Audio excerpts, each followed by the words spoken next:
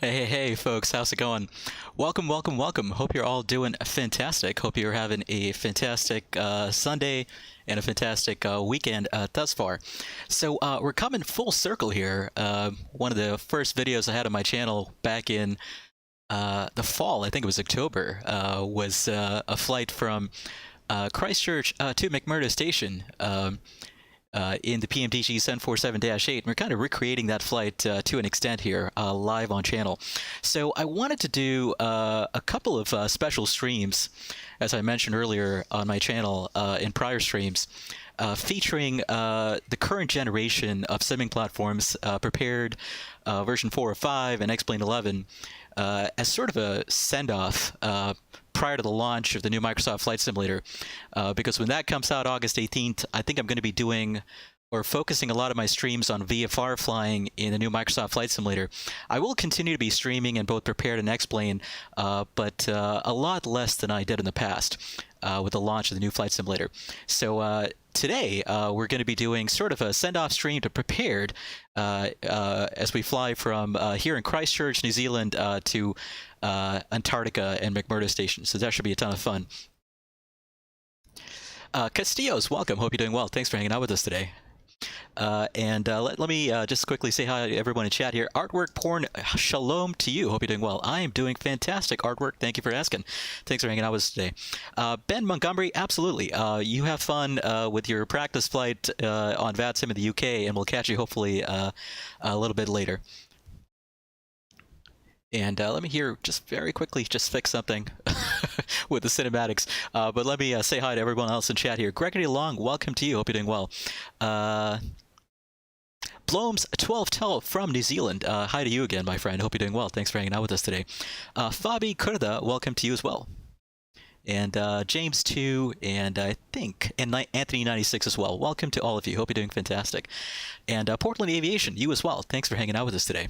Hazaru, hello to you, Hazaru. Hope you're doing well. Thanks for hanging out today. All right, anybody else that's in chat, feel free to say hi or drop a quick howdy. Tony Roper, hello to you. Hope you're doing well. Hope you're all doing fantastic. Thanks for hanging out today. So, as I mentioned in the video on my channel, believe it or not, Christchurch International Airport in New Zealand, in addition to being a thriving domestic international hub, of course, for Air New Zealand, there's a terminal over in that direction. I think I'm closer to the international terminal here, and the domestic terminal might be on the other side of the parking lot there, and the roadway as well. But in addition to being a thriving hub for Air New Zealand, it also happens to be the base of operations for the United States Antarctic program.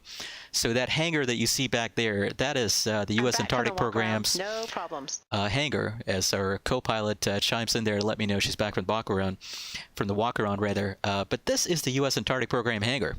And this scenery is pretty amazing because it actually has the entire USAP ramp modeled. So these are the buildings that the U.S. Antarctic program has housed.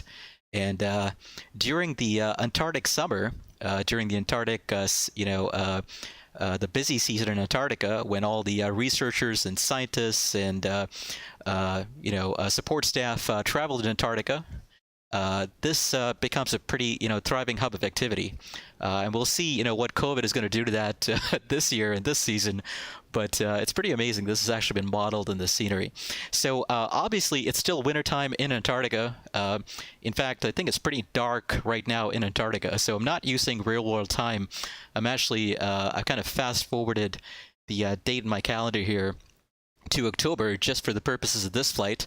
That's usually when the U.S. Antarctic program flights get kickstarted, and the Air National Guard, there's a couple of units, and the U.S. Air Force start their flights to Antarctica. Obviously, the PMDG, or not PMDG, but the Boeing 747-8 is not in the U.S. Air Force's fleet, at least not for their missions to Antarctica. But usually these missions are flown with C-130s and with C-17s, and very, very rarely with C-5 Galaxies. And in the past, the C-141 Starlifter used to be part of the missions as well, way back in the day. But given that I have sort of a affinity for very, very highly detailed study level add-ons for flight sim, and given the absence of a high quality rendition of a C-17 or one of these other aircraft types that actually does fly to Antarctica, we're going to go with the PMDG 747 in this fantastic fictional U.S. Air Force livery. As I've been reminded in the past by some of the viewers of my channel who served in the armed forces, this is actually a training outfit. The tail here on the 747, that's actually a training outfit, I think in Oklahoma, if I'm not mistaken. So clearly, obviously, they did not fly to Antarctica. They've never flown to Antarctica. I'm sure they would like to, but this is totally fictional. Anyway, there you go. Nicholas Gok, welcome. Hope you're doing well. Miguel de Oliveira, hola to you. Hope you're doing fantastic. Thanks for hanging out today. Miguel says it's Father's Day here in Brazil. That's pretty cool, Miguel. I didn't know that Brazil celebrated Father's Day differently, so or a different date there. So that's pretty cool. Nicholas Gok, welcome to you. Blooms1212 was saying it fits the USAF livery quite nicely, though. Totally there. Castillos, yeah, that's just like James mentioned. It's an artifact of. There's some scenery clashing issues here. That's my guess of what's going on. I think when Godzone created the scenery, I suspect that he didn't think that this particular ramp would be used very often by flight simmers. So it probably had a little bit of an artifact that wasn't addressed, unfortunately, during the creation of the scenery. All right. So anyway, what's going on here? As you can see, all the cargo doors are opened here. We got the nose cargo door, of course. It's a feature of the 747 freighter. Okay, I'm finished. And you've got the side cargo door. Pallets are being loaded on board for our trip to Antarctica. While that's going on, let me get the sounds back on here. There we go. And let me know if the sounds are either too low or too quiet, and I can adjust them accordingly. And what we're going to do is we're very quickly going to talk through our flight plan today, going from Christchurch to McMurdo. All right, 1 second here. Let me just clean up a couple of things that I do not need anymore. There we go. All right. Okay, let me go ahead and pull up. Whoops. Let me go ahead and pull up my map here, or my Chrome window. Okay, so let's talk through our flight plan today. All right, let's go to the world map view here. Obviously, this is the fantastic country of New Zealand. We're located in Christchurch on the South Island of New Zealand. Once again, Christchurch International is the base of operations for the U.S. Antarctic program. At least that's where their flights depart from, going down to Antarctica. The route of flight today, once we depart Christchurch, is going to be via this airway that goes very, very helpfully all the way down to Antarctica. So the Alpha 338 airway goes all the way down to McMurdo Station in Antarctica. So we're going to go to the PEHRR fix. From PEHRR, we're going to head down the A338 airway, and then we're going to head all the way down the A338 airway over Antarctica, over the Southern Ocean, then over Antarctica, over McMurdo Sound here, all the way down to this fix called NOBEY. That's this fix right here. And McMurdo Station is on McMurdo Sound. It's actually built on the ice on McMurdo Sound during the early season when the sea ice is thick enough to support the weight of airplanes and all the equipment needed to support airplanes. But this is Ross Island right here. Mount Erebus is right in the center of Ross Island. You can see where the MSA there goes up to 15,400 feet. That's where Mount Erebus is located. I have a bad feeling about this.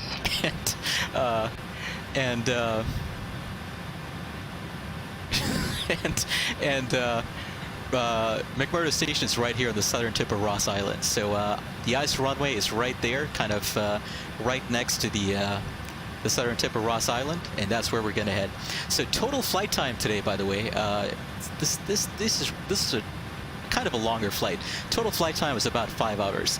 I do not have the time, unfortunately, for a 6 or 7 hour stream, right? Because it's going to take us about an hour before we're at cruising flight level, and then it's probably going to take us another hour once we're started our descent before the stream is over. So I don't have time, unfortunately, for a full like 6 or 7 hour stream today. So what we're going to do once we get airborne, and once we're at our cruising flight level of, I think it's 340 or 360, once we're at the cruising flight level, what we're going to do is, flight sim purists, beware of this. You may not like what you're about to hear, but we are going to, we're going to use some time compression to reduce the long, boring cruise over water phase of the flight. So we're going to use about 4x time compression. That way we can shorten the cruise portion of the flight to about an hour. An hour should be a good amount of time for us to catch up and chat. For anybody that wants to talk and discuss aviation, discuss flying into Antarctica. There's some fun resources available online that we can reference to discuss the interesting aspects of flying into Antarctica during the cruise portion of the flight, with a heavy amount of time compression thrown in, of course. And once we get closer to the top of descent, once we get close to the top of descent, hey, Castillos and James too, do you guys mind? Let's save that for a bit later when it makes sense, okay? Otherwise, I'm going to turn off the sound commands right now. Let's save that a bit later when it makes sense. All right? Okay, so once we get closer to the top of descent, we'll then resume, sort of like normal, speed, normal time, and then we'll go through a normal process of descending, coming into land, etc. So that is going to be our plan today. It's going to be fun. And I think the conditions in...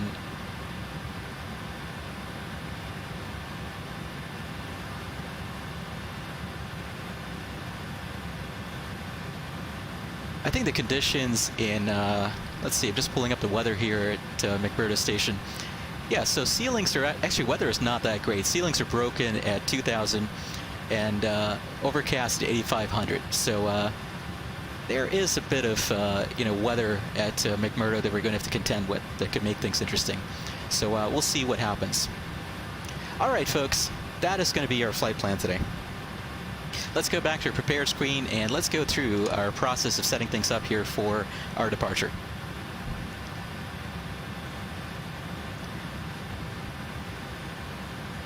Yeah, and there's more of that coming, by the way, if that happens. Artwork, absolutely no problem. I'm actually not on VATSIM for this flight artwork. I figured since I'm using time compression, and VATSIM tends to frown on time compression, that is probably not the best idea for me to hop on VATSIM. So I'm just going to be flying offline today, and we'll have a fun sort of offline flight that's relatively laid back. Okay, all right. Let's go have our co-pilot here go through her pre-departure flows, and we'll get going shortly. Thanks. Welcome. Have a nice flight. I have no idea, James. Use your imagination. Use your imagination. Lokestar, good to see you. Yes, indeed, it is. That's exactly what this is today.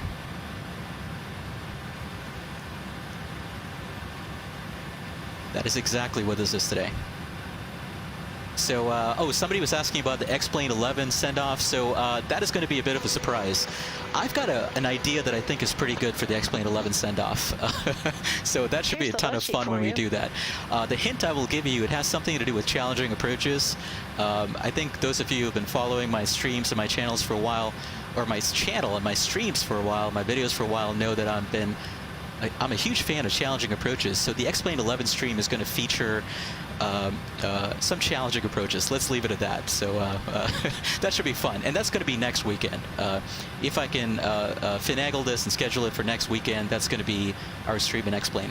What did I want to do here? I wanted to go to menu, FS actions, doors, and start closing some things up here. Okay.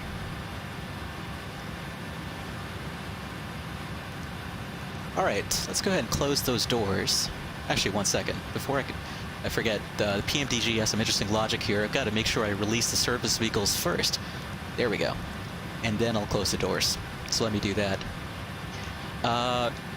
Artwork Porn was asking, do I have planned a stream for MSFS in the release weekend?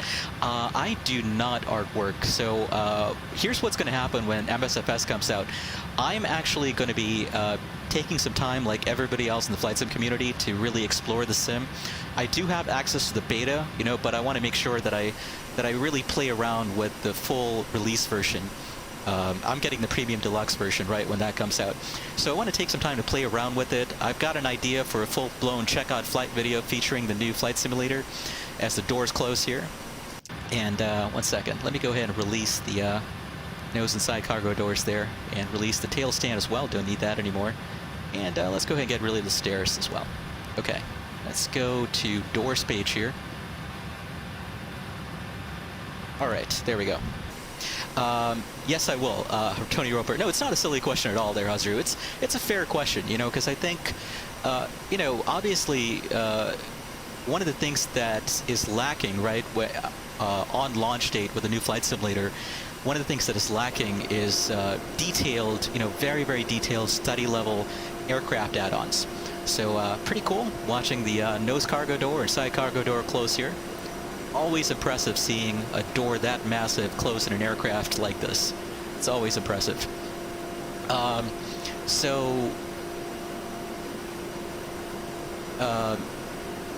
Obviously, given the absence of study-level add-ons on launch date for Flight Simulator, I think that's a totally reasonable question to be asking. I know some folks, who've been flight sim enthusiasts for years and years, right, who are going to hold off on purchasing MSFS for a little while at least, until there is like a PMDG level or an FS Labs level, payware aircraft add-on for Flight Simulator. So that's a totally fair question to be asking. That's right. Yeah, totally, Portland. It was a bit of a surprise for sure. I agree with that. Okay, let's just make sure all the doors are closed here. Indeed they are. And let's go ahead and do our departure briefing here. That way we can get going soon.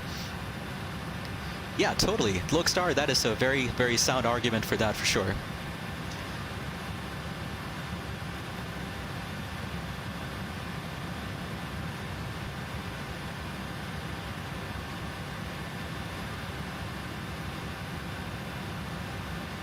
Blomes was asking, what study level aircraft will I be most excited for in MSFS?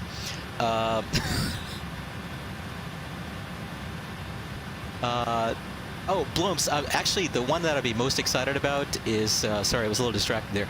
The one that I'd be most excited about, Blooms, is the FS Labs A320. So, but honestly, boy, it's a tough one. You know, one of the things I've mentioned is, the thing I like about flight simming, right, is that we get a whole bunch, you know, we get the variety, right? We get the spice of life, so to speak, the spice of flight sim life, right? We get all these fantastic, you know, high quality add-ons. So honestly, if I had to pick just one, it would be the FS Labs A320 whenever that comes out for MFS. But besides that, if I could pick more than one, it's a three-way tie between the FS Labs, the Majestic Q400, and the Leonardo Mad Dog. So those would be my three, the three that I'm most looking forward to. Now, if PMDG started implementing a useful ACAR system and you know, a decent icing model on the aircraft, because that's one of the things about PMDG aircraft that is completely lacking. The icing modeling is just non-existent, right? But if they were to do icing simulation and an ACAR simulation as well as FS Labs or Leonardo did it, then I totally would be as excited about PMDG as well. But as of right now, the three that I'm most looking forward to are FS Labs, Majestic's Q400, and Leonardo's Fly the Mad Dog. Those would be my three. So that is the plan.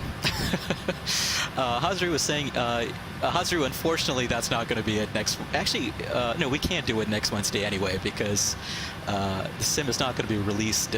Oh, you mean the Wednesday when the sim releases? But no, unfortunately, I'm not going to be able to do that. I'm going to take my time with it. I'm going to do a full-blown checkout video. I'm not going to do a stream on it right off the bat. But whenever we do streams and so.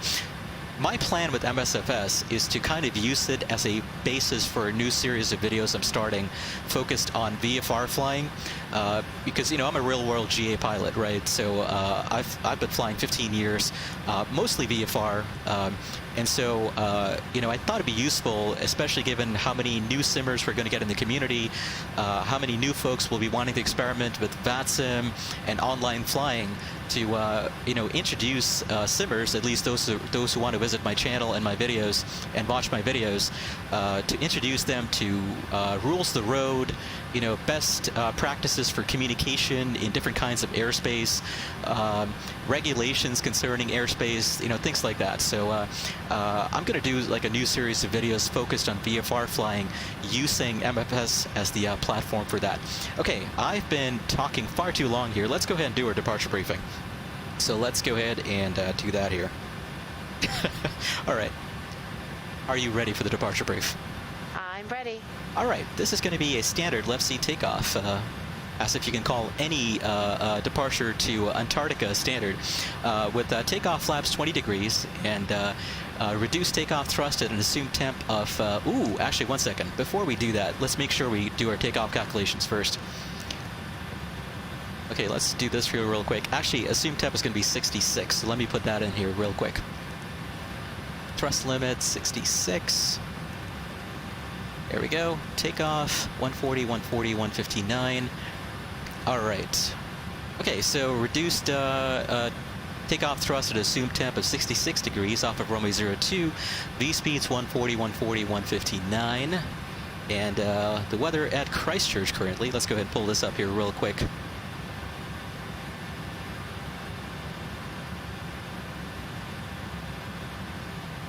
All right, the weather at Christchurch, winds are calm, 2902 knots, no winds at all really.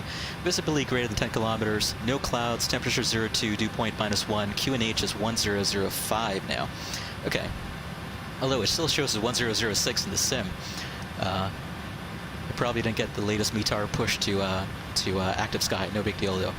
All right, and we're located at the U.S. Antarctic Program's ramp here. Let's go ahead and look at our taxi route real quick. Just going to pull that up. Very, very straightforward taxi, to be honest. All right, where is this? There it is. Okay, let me very quickly show the chrome window there. All right, so U.S. Antarctic program, the Antarctic apron is right there, and we're going to be taxiing via Alpha 15, Alpha 2, correction, Alpha 15, Alpha 18 to hold short of 02 for departure. During the departure, any malfunctions before V1, such as engine failure, fire, loss of control, aircraft unsafe to fly, I'm going to call stopped to recheck the takeoff, brake, exit off the runway if able, and advise ATC. Any malfunctions after V1, we're going to continue the takeoff and treat it as an in-flight emergency. I'm going to handle the controls and advise ATC, and you back me up with the appropriate QRH procedures and checklists. Pending that, we're going to be departing via the, let's see, McMurdo 1 Papa RNAV departure today. Shortly take off on grass 02. Is that what you're recommending there, Blooms, in the 747-8? Okay, but anyway, departure off of 02 here on a track of 001 to Ovlam at or above 2,000. Left turn to Isgan, maximum speed 210 knots. Left turn, continuing on to Dombru at or above 5,000, correction. Then on to McMurdo, then continuing on to the PEHRR transition. And we want to cross Dombru at or above 5,000. We got that. Okay. And transition level is flight level 150. Transition altitude 13,000. And turns prior to the departure end of the runway not authorized. MSAs listed up here, 7,100 feet to the northeast and 5,300 feet to the south. Correction, 7,100 feet to the northwest and 5,300 feet to the south. And ATC requirement, CAT C and D aircraft speed restriction minimum of 115 knots to Isgan. Okay, that works. This SID does require a minimum net climb gradient of 7% to 4,800 feet. Okay, got all of that down. All right, and no real special considerations for weather or terrain on this departure. So we got everything we need. That is our departure brief. Let's go ahead and hide that away. Any questions? No questions. Pre-flight checklist. Captain, set the parking brake first, please. Ooh, okay. I think I had those turned off because the shocks were in earlier. Let's do that again. Pre-flight checklist. Pre-flight checklist. Pre-flight checklist. Oxygen. Tested 100%. Tested 100%. Flight instruments. Heading 1905, altimeter 1006. Set and checked. Heading 195, altimeter 1006. Parking brake. Set. Fuel control switches. Cut off. Pre-flight checklist complete. Okay, pre-flight checklist complete. Let me very quickly catch up on chat here. Now, and good to see you. Hope you're doing well. Portland was saying you love flying in Japan. You heard PMDG is working on the 777-200ER. Yeah, absolutely. So, yeah, Japan Airlines does operate a few of those on domestic routes, right? If I remember correctly. Blom's saying you'd love the Q400 in MFS. Yeah, totally. Yeah, absolutely. That would be super cool for sure.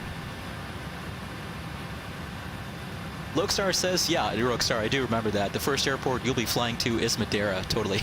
That makes sense.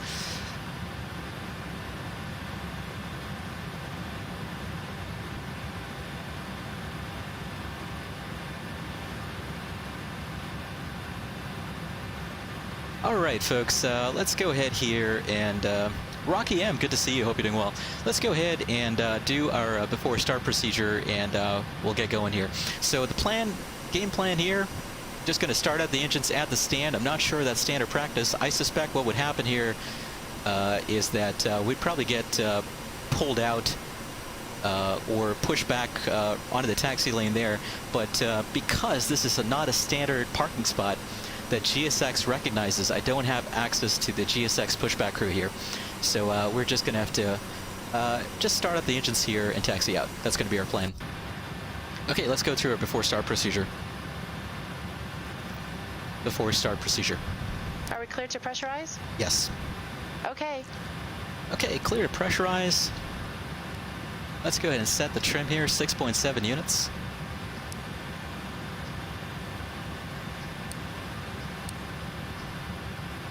There we go, 6.5, 6, 7. All right, and no fuel in the center tanks. We do have fuel, more fuel in the number 2 and number 3 tanks. So if I understand the setup correctly, I want to override. There we go. Yeah, so we got the override switches on, so that's exactly what we need, and we want the cross feeds on as well. Okay, that makes sense. And then when those tanks equalize with the 1 and 4 tanks, then we can go ahead and turn off the override pumps. So, or the override switches there in the fuel tank. I'm ready for the checklist. The fuel panel there. Okay, ready for the checklist. Before start checklist. Before start checklist. Supernumerary signs. Set. MCP. Set. V2 plus 15, 173. Correction, 174. Heading 020. Actually, heading should be 001. Altitude, 5,000 feet. Takeoff speeds. 140, 140. V2, 159. Set and checked. CDU pre-flight. Completed. Completed. Trim. 6.7 units, 0 and 0. Taxi and takeoff briefing. Completed.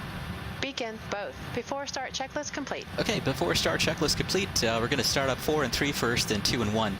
And we've got these fantastic, very high bypass ratio GE NX turbofan engines, which basically are the same engines that you have on the 787, by the way. These are the fantastic engines that Boeing decided to outfit the Dash 8s with when they were introduced. Okay, let's go ahead and start up these engines first, 4 and 3, and then we'll start up 2 and 1. Start engines 4 and 3. Starting 4 and 3. Okay, start switch is being pulled. Oil pressure. Going to move the fuel control switches to run on 3 and 4. And we can take a look at the engine starting up here and listen to those beautiful sounds from the outside. Boy, I love that little rumble that you get there as the engines start up. That sounds amazing. Now I've got the Antarctic summer season, the early season in Antarctica set up in the sim right now. So the official, or the date in the sim that I have set up right now is October, somewhere in mid-October. I think October the 15th or something, which is usually around about the time that the Antarctic summer season and the Antarctic flights start up. So the early season for the Antarctic summer season. And that way, you know, the ice runway at McMurdo Station is active, at least in my scenery, right? Because in the late season, the sea ice becomes too weak to support the runway, and then they've got to switch their operations to Phoenix Field. Used to be Pegasus Field in the past. Okay, it looks like a good start there on 4 and 3. Let's go ahead and start up 2 and 1. Start engines 2 and 1. Starting 2 and 1. Okay. Co-pilot's going to pull those start switches. There we go.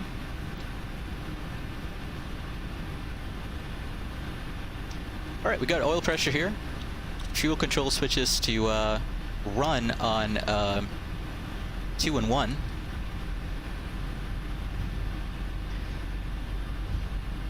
Lokestar, yeah, absolutely. Sorry, Lokestar, I had some things come up last week that just made being able to do any flight simming a little bit too difficult for me, unfortunately.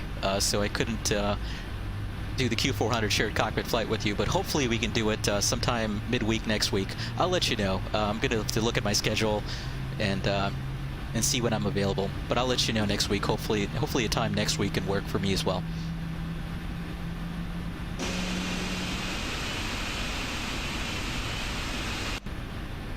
All right, those engines are starting up as well. Okay, just very quickly going to pull up the Christchurch charts here in my iPad. And it looks like we've got a starter cut out. Good start on numbers 1 and 2 as well. And those engines are stabilizing. Fantastic. All right. Just gonna give it a few seconds here before I call for the before taxi procedure. Log X, hello. I am doing fantastic, Log. Log, the only flying I've done in MFS is in the beta that I have. So unfortunately, I can't talk too much about that, or at all about that, actually. But that's the only flying I've done in MFS. Before taxi procedure. Roger. All right, co-pilot going through the before taxi procedure. She's going to move the hydraulic pumps to auto there. She's going to get the packs on.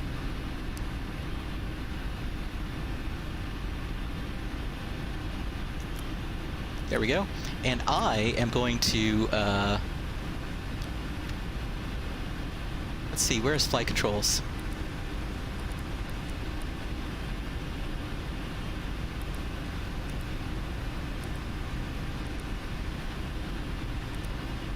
There's flight controls. Okay, let's do our flight controls check here. Full left, full right, neutral, full up, full down, neutral, whoops, rudder, full left, full right,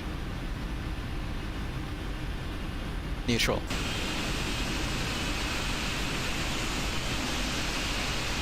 Very quickly here, let me do something. I might have to recalibrate my joystick there. For some reason, it's not going all the way back down. Let me just very quickly recalibrate my joystick here. Sometimes there's a calibration issue, so just give me a second here. The screen's going to go blank while I recalibrate my joystick. All right, oops, not the rudder pedals, the joystick. Okay, let me very quickly do that. That way we don't run into any difficulties later.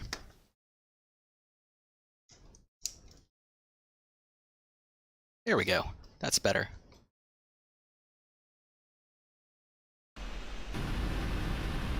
There we go. Okay, that fixed it. Because I was wondering why the joystick there seemed to, or the ailerons there seemed to be stuck up there. Anyway, that worked out just fine. Actually, it was the spoilers that were stuck up, but that worked out just fine. Okay, just had to recalibrate. Sometimes the joystick tends to stick a little bit. This is a pretty old joystick that I have. It's a SideTech X52 Pro from years and years ago. I probably need to replace it at some point soon. Anyway, all good there. Let's go ahead and do our before taxi checklist here. Before taxi checklist. Before taxi checklist. Anti-ice. Auto. Recall. Checked. Auto brake. RTO. Flight controls. Checked. Ground equipment. Clear. Clear. Before taxi checklist complete. Clear left. Clear right. Okay, let's take a look at things here on the map. Once again, we're here at the Antarctic apron. We're going to taxi via Alpha 15, Alpha 18, correction, Alpha 7 actually, and hold short of 02 at Alpha 7. That is going to be our plan. Let's go ahead and clear that. Let's release the parking brake and we'll start taxiing out. And I'll catch up on chat while we're taxiing here.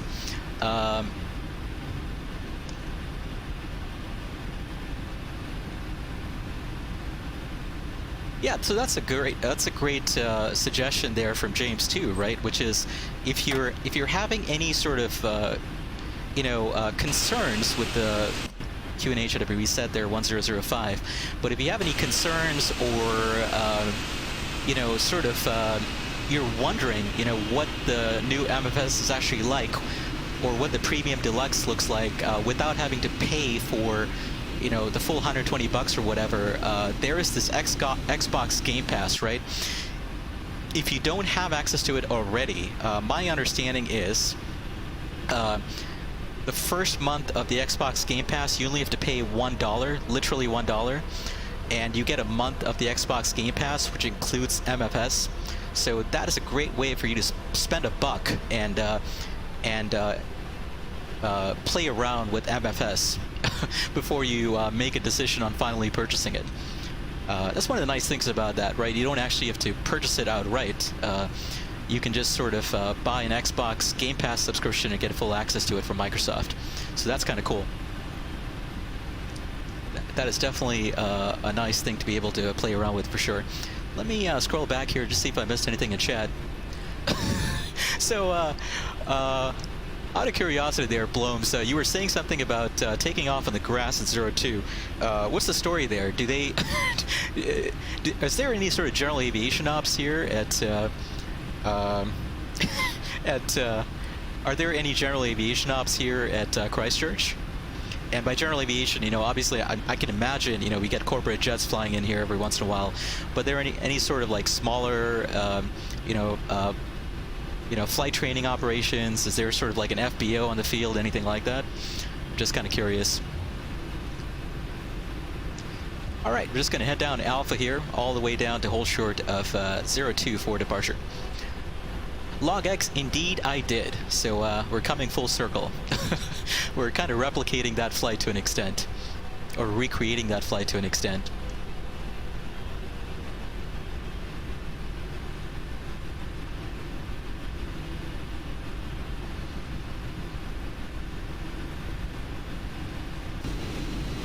All right, and it looks like we still have those scenery, or not scenery, but texture kind of glitching out issue. Not sure why that's the case. Anyway, good thing we're not going to have to deal with this sort of stuff in the new flight simulator, hopefully. By the way, speaking of airport sceneries for MFS, did you guys see the news from Orbex that Orbex is planning day one release of a number of airports? I think they mentioned London City, Innsbruck, Santa Barbara, Burbank in SoCal as well. I'm kind of looking forward to that, and I'm glad that they reduced their prices for that. Although it does concern me a little bit that they said the prices were low only during a launch window, or at least during the launch window. And maybe not only, but during the launch window, the prices were going to be reduced. So I'm a little bit concerned about whether or not those prices are going to go back up again, because, you know, considering that all they need to do going forward is, you know, they don't have to deal with land class and photorail scenery and all that kind of stuff. That's handled by the new sim. That's pretty cool. New Zealand Flying Doctor Service there. But because they don't have to develop all that other extraneous stuff, right? They can only focus purely on the airport itself, the terminal buildings, you know, stuff around the airport. I think it would totally make sense, right, for them to be reducing their prices permanently for any add-ons that go into MFS, because they don't have to develop, you know, half the stuff that made scenery development such a complicated process in the past. So I'm kind of hoping those prices stay permanently reduced, you know, for MFS, because it is kind of crazy what the prices used to be in the past for P3D. Okay, just gonna hold short here before takeoff checklist. Captain, check the flaps first. Flaps 20. Flaps 20. Flaps 20. Oh boy. I should be looking Flaps at my 20. handy-dandy checklist in front of me here, because my co-pilot clearly did not like me calling for the before takeoff checklist without the flaps properly set here. Ola Akin, welcome. Yeah, totally, Ola. When all the requisite add-ons are available, you know, high-quality payware aircraft add-ons are available, then totally, I would. Okay, here we go. Got an A320neo. It looks, or is that? No, it's not a neo. It's just a regular A320 CEO with sharklets. It looks like landing. That's pretty cool. Okay, and I think is final clear, or is there somebody else coming in? No, final is clear, so we can line up and get going here. Let's do that. Let's line up and get going. Blooms 1212, welcome back. Log X, yes. As of right now, it seems like most of the developers are moving towards making the prices a bit lower. I'm hoping that's permanent. I'm hoping that stays that way, and it's not just during a special period, right? Like Orbex was suggesting. Before takeoff checklist. Before takeoff checklist. Flaps. Flaps 20. Flaps 20. Before takeoff checklist complete. Line up items. Check. Okay, co-pilot's going to get the lights on here as we line up for departure.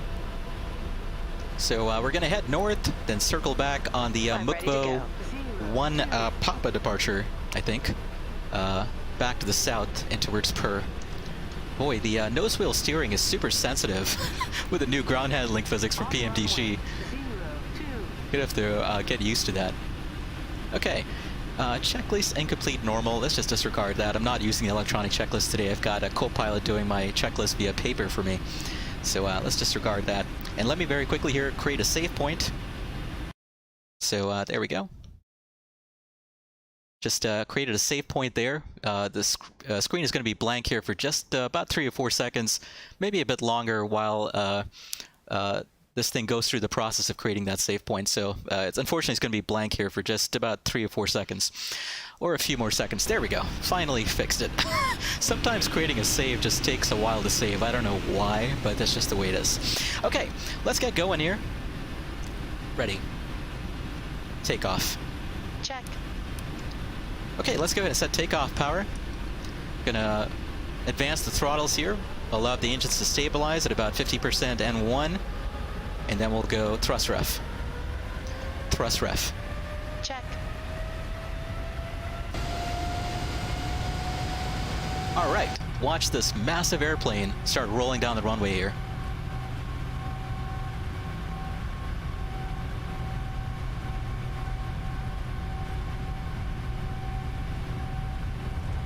Knots thrust checked. set.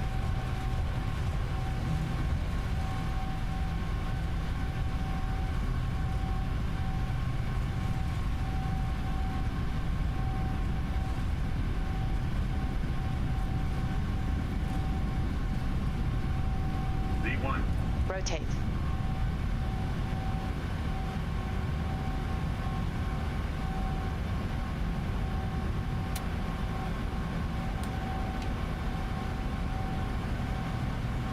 Positive rate. Gear up.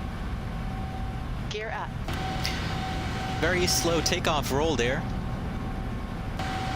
given that we're pretty heavily loaded. So by the way, typically for these flights to Antarctica, there is no alternate in Antarctica, right, if you need to divert for any reason. So the aircraft typically carries enough fuel, not just for the flight to Antarctica, but for the return flight back to Christchurch. So we're carrying fuel for about a 10-hour trip here, plus reserves, right? So we're carrying enough fuel for about 11 or 12 hours of flying time. So that was the reason for that very long takeoff roll there. All right, but it almost feels like the airplane is just moving in slow motion given how big it is. It's pretty impressive. Okay, let's get the autopilot on there. And I'm going to roll my altitude selector here all the way up to, what was our cruising flight level? Of 360.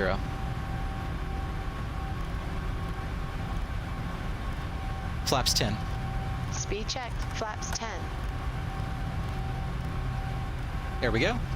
Gear down. Nope. Flaps 10 green.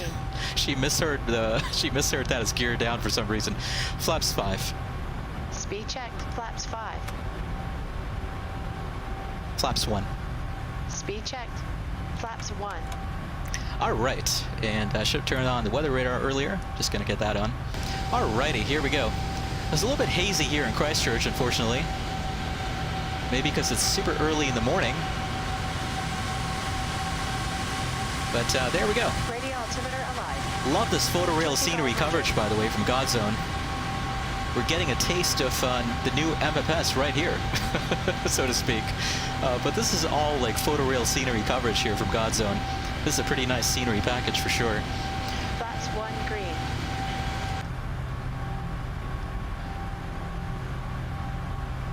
All right, climbing through 3,000 feet here. We're going to stay below stay at or below 210 knots until we're past Isgan.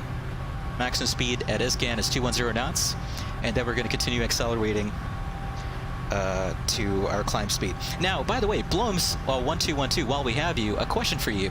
So somebody on my Antarctica video on my channel informed me that in New Zealand, apparently, this person was claiming there is no 250 knot speed restriction below 10,000 feet unless it is specifically, listed on the departure procedure. So is that true? Like, essentially below 10,000 feet, you can climb out at a much higher speed, right? At your normal climb speed. Or do you have to still, or is there like a 250 knot speed restriction in New Zealand below 10,000 feet? I'm just kind of curious because that one surprised me when I heard it. So Portland was saying you're not supposed to turn the 747 while taxiing at more than 12 knots. Well, Portland, so you're not supposed to turn it more than a certain angle, right? You're not supposed to turn the tiller more than a certain angle. I can't do it right now, but the tiller can't be turned beyond a certain angle over 12 knots. But what I was saying earlier, I think, was that the ground handling physics changed, and so I'm still kind of getting used to the sensitivity of the tiller and knowing exactly, you know, where that limit is. Because if I go past that limit, the airplane can start to, drift a little bit, like you saw there. So that's something I have to get used to. But you can totally turn the airplane. You know, like if you think about a high-speed taxi, right? A taxi off onto a high-speed taxiway. You're totally turning the airplane at about, you know, below 60 knots.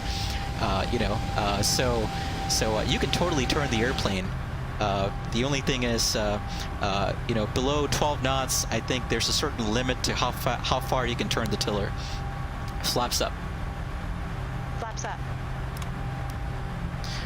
Okay, flaps coming up here.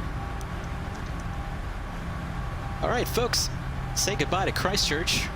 We're going to head over to McMurdo. We've got another 100 miles to go to our top of climb. And we've got 2,100 miles approximately go to McMurdo Station. But the amount of time it'll take us to traverse those 2,100 miles is going to be pretty short, obviously, given that I'm going to be using time compression. All right. But boy, look at the scenery, though. Looks pretty awesome. And Kuba Barbaz with the high-speed flyby. Welcome, Kuba. Thanks for hanging out with us today. Thanks for the follow. And there is Christchurch International below us. Bloms was saying it's been a while since you've done IFR, but you believe there is still a 250 knot limit unless approved by ATC, unless the minimum safe speed of the aircraft is about 250. That totally makes sense. And by the way, you know, typically in the US at least, right, an aircraft like a 747, especially when it's fully loaded for a really long flight, you're totally allowed to climb at a higher speed than 250 knots like I am right now. That's completely normal and reasonable. Okay, let's switch to some cinematic shots here as we climb out over the Christchurch area. Currently over the suburb or town of Prebbleton, I believe. And if I remember correctly, Bloms, did you say you're from this part? Did you say you were originally from Christchurch on our last stream? I think, if I am not mistaken, that's what you said, right? Nice, pretty nice town, and beautiful scenery around Christchurch as well. I can imagine there's a lot of fun hiking to be had in Darthem Hills there, right? This is some pretty scenery for sure. Looks pretty awesome. Christian Boyd, hello to you. Hope you're doing well. Thanks for hanging out with us today. Welcome, welcome, welcome. LogX says the sound and graphics are so different to MFS. Yeah, that's true. I agree with that. Shishir Kumar, hello to you. Hope you're doing well. Bloom says you used to live in Christchurch. Gotcha. Okay. Portland says the sounds of the default Dash 8 are pretty bad in your opinion, but it's a default aircraft, so you wouldn't worry about it too much. Yeah, there you go. All right, folks. Climbing out here.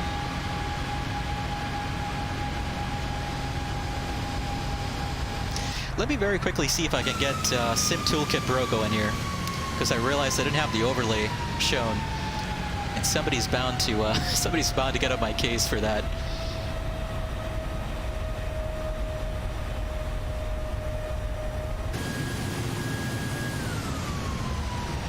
Pilot Krish, welcome to you. Hope you're doing well.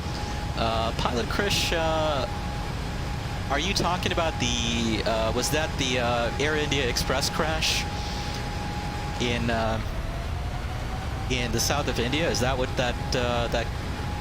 is that the flight you're referring to? One second here. I'm just going to set up Sim Toolkit Pro here real quick. Okay, NZCH per and then A338 NOBEY NZIR. Okay, let's go ahead and do that. Just make sure that looks good. Indeed it does. And flight is going to be AIO 321. AIO 321. Aircraft, ooh. Yeah, that should work actually. just disregard the aircraft type that you see listed in the Sim Toolkit Pro overlay. And let me just very quickly show altitude. There we go. All right, fantastic. And we're going to hide the phase of flight. Don't need that. All right. Just need to show the overlay. All right. Got that showing up. All right. Bloom's saying, if I'm ever in Christchurch, I would love the Antarctic Center. They have a big room where they simulate the conditions there. Freezing cold, windy, etc. Quite a cool experience. Yeah, I can totally imagine there, Blooms. Quite a cool experience, right? No pun intended all the way there, right? There you go. Pilot Chris, yeah, it's unfortunate for sure. Yeah. You know, Transition. yeah, these things happen, unfortunately. Okay, actually, we were through a transition earlier. Transition was 13,000. Let's go ahead and set standard now. Set standard. All right. All right, we're through a transition. Another 73 miles to go to our top of climb.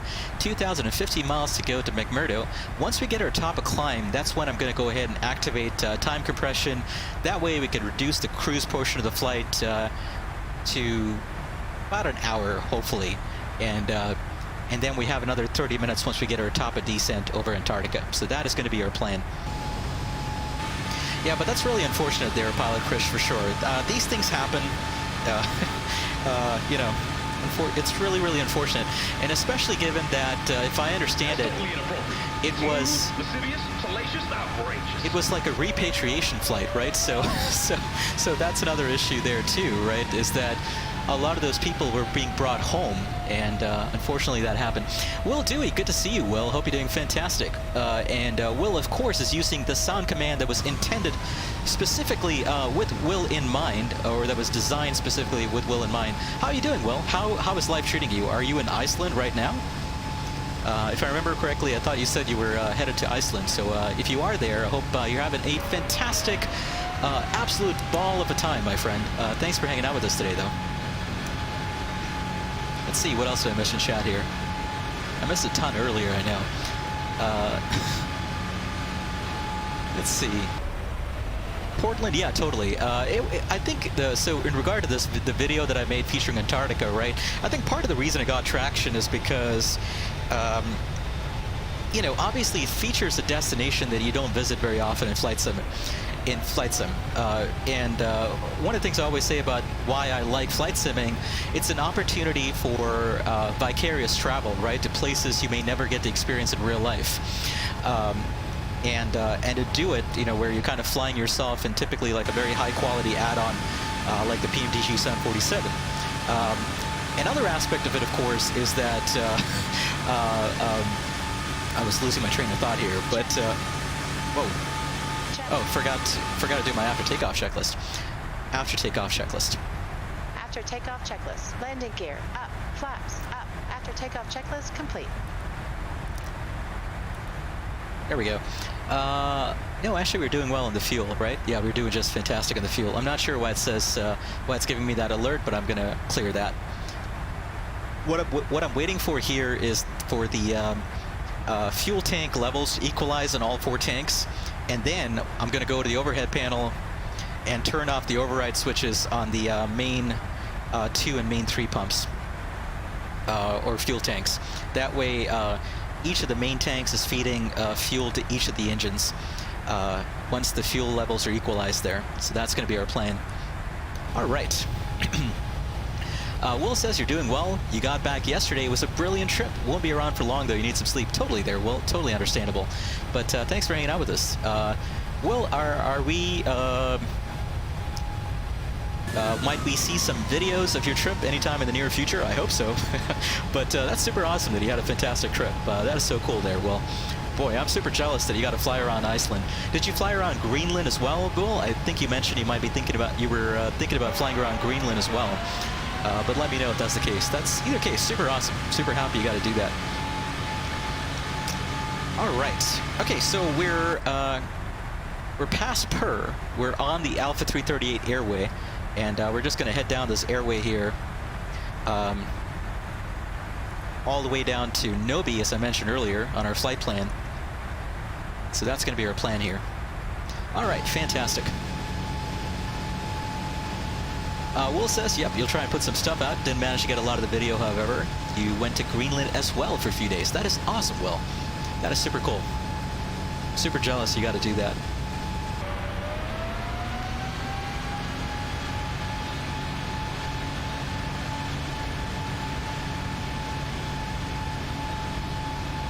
Just looking back through chat here to see what I missed, because I'm sure I missed a few things earlier.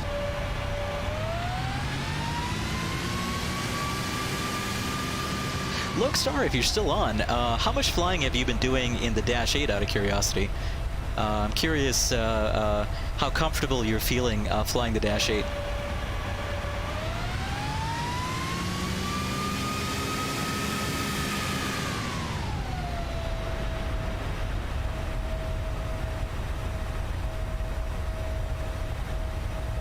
Artwork was saying earlier, yeah, most people are going to fly over their cities and houses first for sure.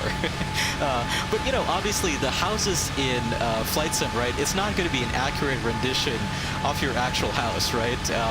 So the autogen is still generic, but it's a lot less generic than it used to be in prior simming platforms like P3D or X-Plane 11, right? The new autogen is generated using AI, kind of based on, you know, photogrammetry, you know, satellite imagery, and a bunch of other data from the Bing mapping tool. So the new autogen in MFS is going to be a lot more accurate. We'll see you later. Well, no worries. We'll take care. We'll see you later. But the new autogen in MFS is going to be a lot more representative of the part of the world that it is in. But one of the cool things, obviously, is given that the autogen is going to be placed, you know, as per the actual, you know, Bing mapping data, where you expect your house to be. It may not look exactly like your house, but there is going to be a house there, which is really, really cool, right? That's super awesome. That's super neat. James, yeah, absolutely, James. You got. I think you mentioned you got into the beta just last week, right? So that's super cool. I'm glad you got to do that. That is super cool. Okay, we're coming up on our top of climb here, just a few short 25 miles away. Once we get there, I can't wait to hit that that time compression button, and that way we can start speeding our cruise here, or accelerating our cruise towards Antarctica. All right, so let's wait for that to happen.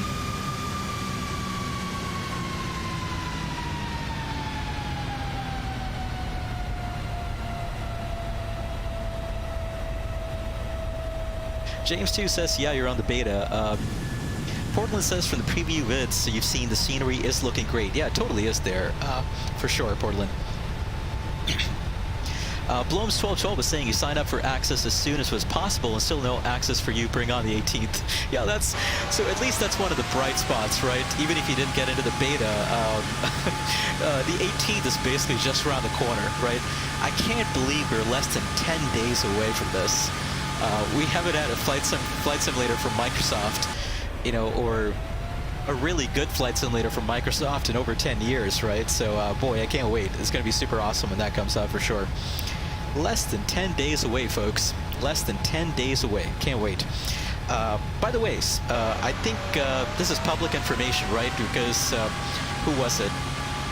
Obsidian Ant, I think, did a YouTube video on Antarctica in the new Microsoft Flight Simulator. Antarctica, unfortunately, is not very well represented. And that's obviously because there's a very, very, very much of a lack of data, you know, for the AI engine in MFS to build a convincing Antarctica from. So there's a lot of artifacts and issues with Antarctica in MFS, but hopefully, you know, either Limesim or Aerosoft or some other developer comes along and creates some pretty good, you know, scenery packages for MFS. In fact, the guy who produces, you know, the freeware stuff for X-Plane, right? There's some fantastic freeware scenery for X-Plane from featuring Antarctica. Hopefully that guy is able to port that over to MFS. That'd be super cool, because that freeware scenery for Antarctica actually looks way better than the payware stuff from Limesim in P3D.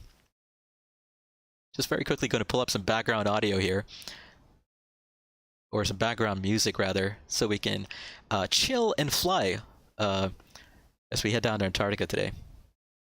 Let's see. There we go. We'll pull that up. I'm going to turn down the volume of the music just a little bit there. All right. That way we have a little bit of background music as we head down to Antarctica. All right, fantastic. Let's see. Coming up on our top of climb here. All right. Now, oh boy, I have done this in...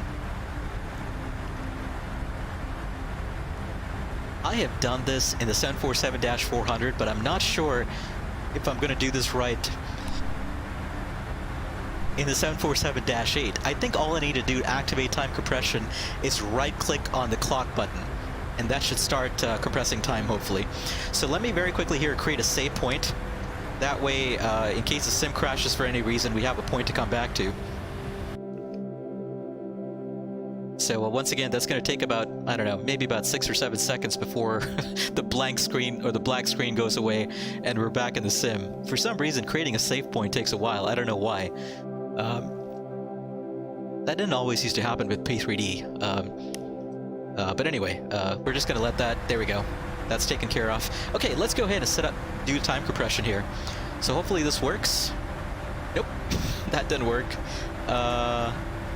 How do I do time compression in the 747-8? Do I go in here? Auto cruise. Sim rate. There we go. All right. Hopefully that's working. Yeah, it is actually. All systems have been alerted to your presence, sir. Oh boy, 1 second. Let me very quickly pause the sim there, because I think this, let's see, reset. Oops. The sim rate went a little too far there. Or the sim rate went a little too, got a little too high there. So I know why it happened, because I pressed the plus symbol there, so that's why that happened. Oh boy, I think I know exactly what happened. Don't worry, it's going to take care of itself here in a second. Let's reconnect the autopilot. There we go. I know what happened. So I set up the sim rate to 4x, and then I pressed the plus button on my keyboard, which increased the sim rate even further. So that's what happened there. Okay, I gotta be careful with that. Okay, let's get the sim rate back to 4x there. We're gonna climb back up to flight level 360, and hopefully that doesn't happen again. That would suck. Oh boy, that's why the frame rate dropped too, by the way, because the sim, if you noticed, actually went up to 180. The sim rate went up to 128x, which is absolutely nuts. Hopefully that didn't cause some other issues with the add-on here that could show up later, but that's what happened there. That totally went a little haywire.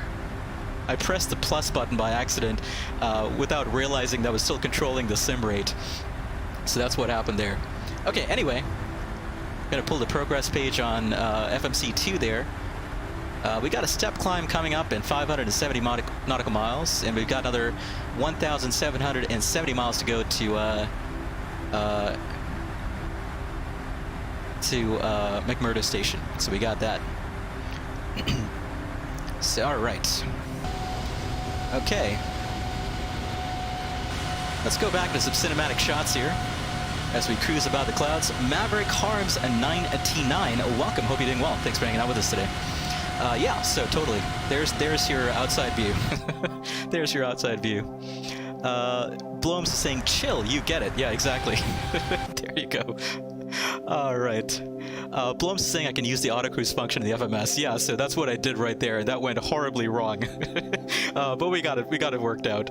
I always should do like a bit of a test flight before I do these streams, right? That way I don't run into any issues during the stream, or at least if I run into issues, I know how to get out of it because I've done it before. Anyway, that worked out okay for the most part. We'll see if overstressing the airframe has any impact later on. Or overspeeding the airplane has any impacts later on. Let's see. James 2 was saying you're having your professional systems exam in a few weeks for your B2 license. It will be your first one. Awesome, James. That is fantastic. Good luck with that for sure. Portland Aviation says free real estate for an add-on company that wants to make Antarctica. There you go. Artwork Porn was saying you look through the images of Orbex for London City and landmarks. It's just beautiful. So maybe someday someone's going to make an add-on for your city. That is, yeah, totally Artwork. Out of curiosity, if you're comfortable sharing, what city do you call home? Yeah, totally. Hopefully someone does that.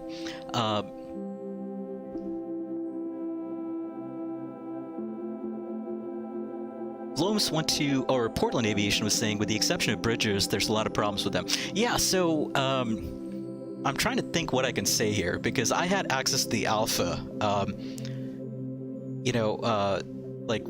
early builds, earlier builds of the alpha, right before the beta with some of the bridge issues. Boy, I wish I could say what I wanted to say, but I can't. So yeah, the bridge issues right now are unfortunate. I think it's obviously right. It's due to the fact that the AI is having a hard time building a decent model of the bridge from the data that's available. So yeah, there's a lot of issues with it for sure. There were some issues with it in the past, but a different kind of issue in the alphas, but I don't know if I can talk about it, unfortunately. But I'm really surprised that the bridges are basically non-existent, right, in MFS. That's kind of weird that you can't really see the bridges, really. Right? Yeah. A lot of the issues with the bridges seems to be that all you have is a satellite image or an aerial image off a bridge, but you don't actually see the bridge in MFS. So hopefully that gets fixed soon, though. Or that gets fixed at some point down the road. Let's see, what else did I miss here? Artwork was saying Frankfurt. Oh, awesome, Artwork. I'm actually really surprised that Frankfurt, given what a major city is in Germany, I'm really surprised that it isn't more better represented it's not better, more accurately modeled the way New York or something is, because it is a major city. So hopefully that comes down the pipe, though. The one thing I'm hoping doesn't happen is that Microsoft develops this further, right, and creates like custom landmarks and things like that for some of these cities that don't have custom landmarks yet, and then decide to charge extra for it. I hope that doesn't happen. On the other hand, I hope they just release free updates for the sim, right? And then the other thing I hope that they don't do is I hope they don't just leave it up to the scenery developers, like Orbex, etc., to do landmarks for London and other cities, because so let's say Orbex develops, they've announced they're doing landmarks for London. The problem with that obviously is that when is Microsoft at some point down the road, I'm sure they're going to come up with their own sort of, custom scenery for London and other major cities, right? So, I don't really want to pay, for things that Microsoft is eventually going to release for free, right? So, I don't know. I'm a little kind of concerned about some of the unfinished nature, right? Right now, because it kind of creates an opening for some of these developers like Orbats, etc., to create add-ons that we might not actually need in the long run, right? Because I'm sure Microsoft on their own is going to put, some of the landmarks in London, for instance, into MFS. So it kind of feels like a bit of a cash grab that I'm not super happy with from Orbex, right? But hey, what can you do? If there's a need in the market, somebody's going to fill it, right? That's just the way it is. Can't really blame them for doing it. Portland was saying at least all the autogen should be in the correct location. And Artwork says you live slightly outside the city in a neighborhood. You think as well they'll do it. Yeah, totally. Blom says quite strange seeing 2D boats and ports and stuff too, but you guess the AI would be quite hard to train to spot that sort of thing. Yeah, totally, Bloms. The thing is, like, obviously in some of the publicly released videos, you can see, what do you call it? Images of, or not images, you can see models of big cruise ships and things like that, right? Like full 3D models. So, just the way they're building Autogen right now, right? For buildings and trees and houses, you could easily imagine them doing a similar thing for boats and ships and things like that, right? It doesn't have to be an accurate depiction of the boat and the ship, but it could be good enough to just cover that part of it that's showing up in the scenery, right? Or in the aerial imagery or the satellite imagery. You could easily imagine a scenario where they could do that. So it's unfortunate that that's still an artifact, though. It is kind of unfortunate. Portland was saying, so in Portland and Montreal, you saw the bridges ending up as walls. Yeah, that's another issue. Again, I'm not sure how much I can talk about this, but that's another issue as well. Yeah, so sometimes with some of the bridges, you do see the bridge model is there, but then it kind of looks like, you can't fly through the bridge, you can't fly underneath the bridge, right? And in some cases, it just looks like the bridge goes all the way down to the water, right? Like there's some kind of flat surface where it just goes all the way down to the water. So that's another issue as well. But again, I don't know why they wouldn't be able to train the AI to figure out it's a bridge because it's located over water, The one thing I've noticed about the new flight simulator is that it does a tremendously good job of recognizing where all the rivers and lakes and ponds are. So it'd be pretty easy for you to train the AI engine to recognize where water is and create a cutout underneath the bridge to exclude, whatever flat surface is being drawn there by the, by the engine, right? So I think these things are going to get worked around at some point down, hopefully sooner rather than later. But I think they're going to get worked on and they're going to get fixed pretty soon, hopefully. That is the hope. Let's see. Hazru was asking how much time compression am I using? Hazru, I'm using a time compression of 4x. 4x is the time compression that I'm using. So for every hour of sim time, that's 4 hours of actual flight time. So that way we can reduce the cruise portion of our flight to about an hour. Total flight time from Christchurch to McMurdo station, as per the flight plan, was 4 hours and 15 minutes, 50. So this way, the total flight time will be reduced down to about 1 hour, 45 minutes to 2 hours with the time compression. So that's our plan. But boy, this sure does look pretty nice, doesn't it? The gray of this airplane, that military Air Force gray, does look pretty good, over these clouds. I think it looks pretty awesome.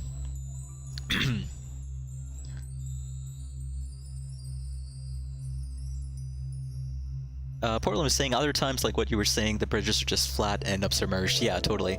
But again, like I was saying, I think it's not the most difficult task in the world, right? To train an AI engine to account for those issues, especially with the resources of a company like Microsoft. One of the things that's surprising, well, I was a little bit surprised by this.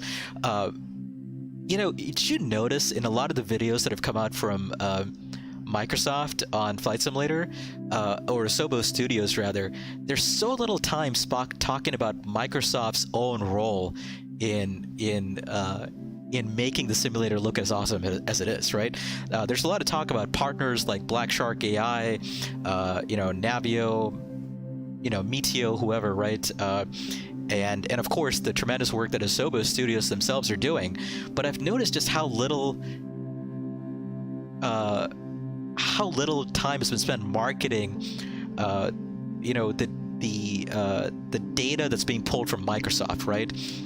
and how that's being taken advantage of. And that's really, really surprising to me because, if I was working in marketing at Microsoft, this would be a fantastic opportunity to showcase, hey, look, Bing is not just, a sort of like, just exists for the sake of it mapping tool, right? There's so many cool things you can do with all this data.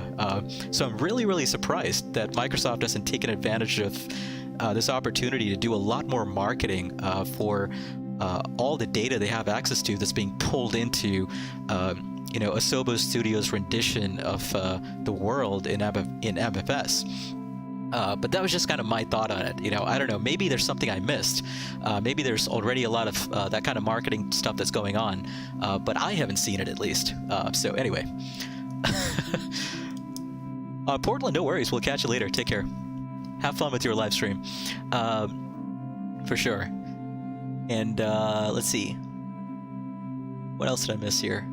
Hazard was saying, in your opinion, we can never know what we will see at launch. Nobody knows where development is actually at. The launch version could be completely different to what we have seen. Yeah, totally, Hazard. I agree with that. That is very, very reasonable for sure. And that's why I was saying, right, that I'm not going to be streaming or creating a video on day one. I want to spend at least a full week with the sim, the full released version, the final version that comes out to the public, and I want to see what the story is with that, right? One of the things about the beta, right, that doesn't get talked about very, very often, obviously, is the fact that we have these big giant watermarks all over the place in the beta. And those watermarks, by the way, are, they're not the most intrusive watermarks in the world, but, it's really hard to fully immerse yourself in the beauty of the sim when you have, these big giant watermarks with your username staring you right in the face, right? They don't necessarily obstruct your view of the scenery, but it is kind of transparent, or it's translucent rather. So you're kind of looking through the watermark of the scenery, and that kind of colors your view of the beauty of the flight simulator world. So that's another reason I kind of want to wait for a final release version where I can really kind of take everything in, without all the distractions and of course the unfinished nature of the beta, and see what the final full release version looks like. So I'm going to spend at least a week, and then what I'm going to do is I'm going to create a full, like a checkout video, where it's going to be relatively short compared to some of my other checkout videos. It's probably going to be less than half an hour. It might be about 20 minutes, maybe even 15 minutes.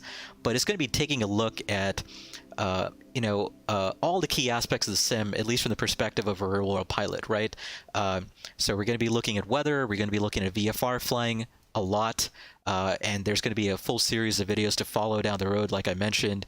And flight dynamics, obviously, things like scenery, the level of detail in the default aircraft, things like that, and of course, we might talk a little bit about kind of the history of flight simulation and how this platform,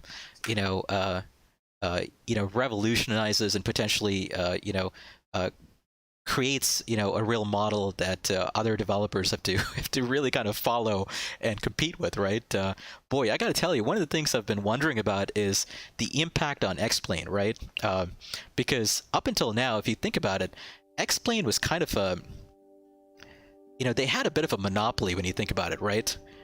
In the entertainment category, right? P3D was, if you didn't get the academic license of P3D, and you decided to keep things completely on the level and got the professional license or whatever it was for P3D, it's a pretty expensive platform.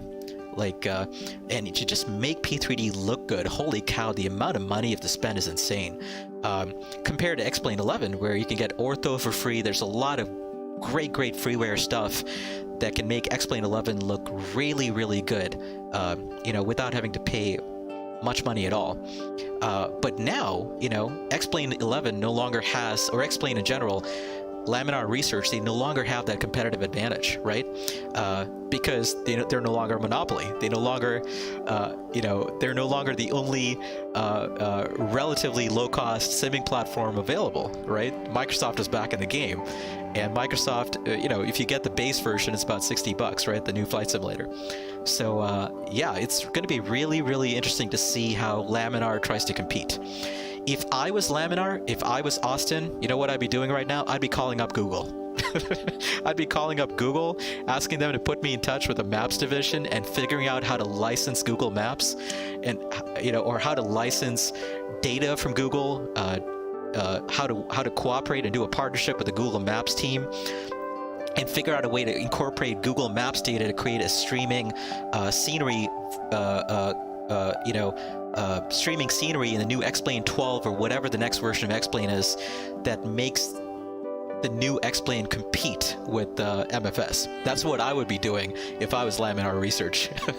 Because as of right now, I got to tell you, if you're just coming into simming for the first time, there is no reason to go to X-Plane, right? I'm going to tell you, as an engineer who knows a lot about aerodynamics, blade element theory, which is what a lot of people use to kind of promote X-Plane 11, it's hype. It's overblown. It's not really that accurate. It's not really that great. The physics model in X-Plane, it's better than P3D. It's better, of course, than FSX, but it's not, it's not the answer to life, the universe, and everything that they claim it is. Like, it's not a great, simulation of aerodynamics, and there's a lot of ways in which it falls short, to be honest with you. So, if you're a new simmer coming into flight sim, there's no reason for you to get X-Plane 11. MFS does everything quite well, at least from what I've seen and heard, and what I've experienced in the beta. So it'll be interesting to see, what all the competition is going to do in terms of forcing X-Plane to adapt, right? But hey, that's the way it is in business. Adapt or die. Alex Sriubas, welcome on board. Hope you're doing well. Thanks for hanging out with us. I am doing great, Alex. Thanks for asking. Thank you for that. Very, very much appreciate the kind words. You are welcome to hang out with us for as long as you want. Make yourself at home. Any questions you have, comments, thoughts, feel free to share. Thanks for hanging out with us today. Let's see, what else did I miss here? Artwork was saying you don't know about the precision about the NDA, but if you're allowed to tell us, is there a chance that you have flown over Jerusalem?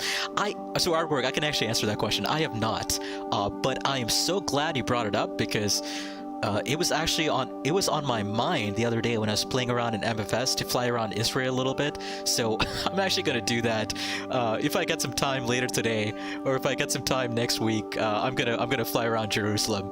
I'm not sure I could tell you, unfortunately, right? I don't think I could answer that question. Hopefully somebody that has a press pass and a press copy of MFS who's done videos on it can answer that question. But thanks for the idea, though. I'm gonna do that. I'm gonna fly around Jerusalem when they get a chance. Bloom's 1212 was asking, any plans on getting a CPL or not interested in that? Bloom's, so I at this point in my life, right? I'm at a point, so I'm in my mid-30s. I'm 35 basically right now. For me, at this point in my life, I don't really see an interest in kind of transitioning and just completely switching careers and going into aviation as a career. That being said, I have a very, very strong interest in coming up on our step climb here. Let's go ahead and we'll do a step climb here real quick.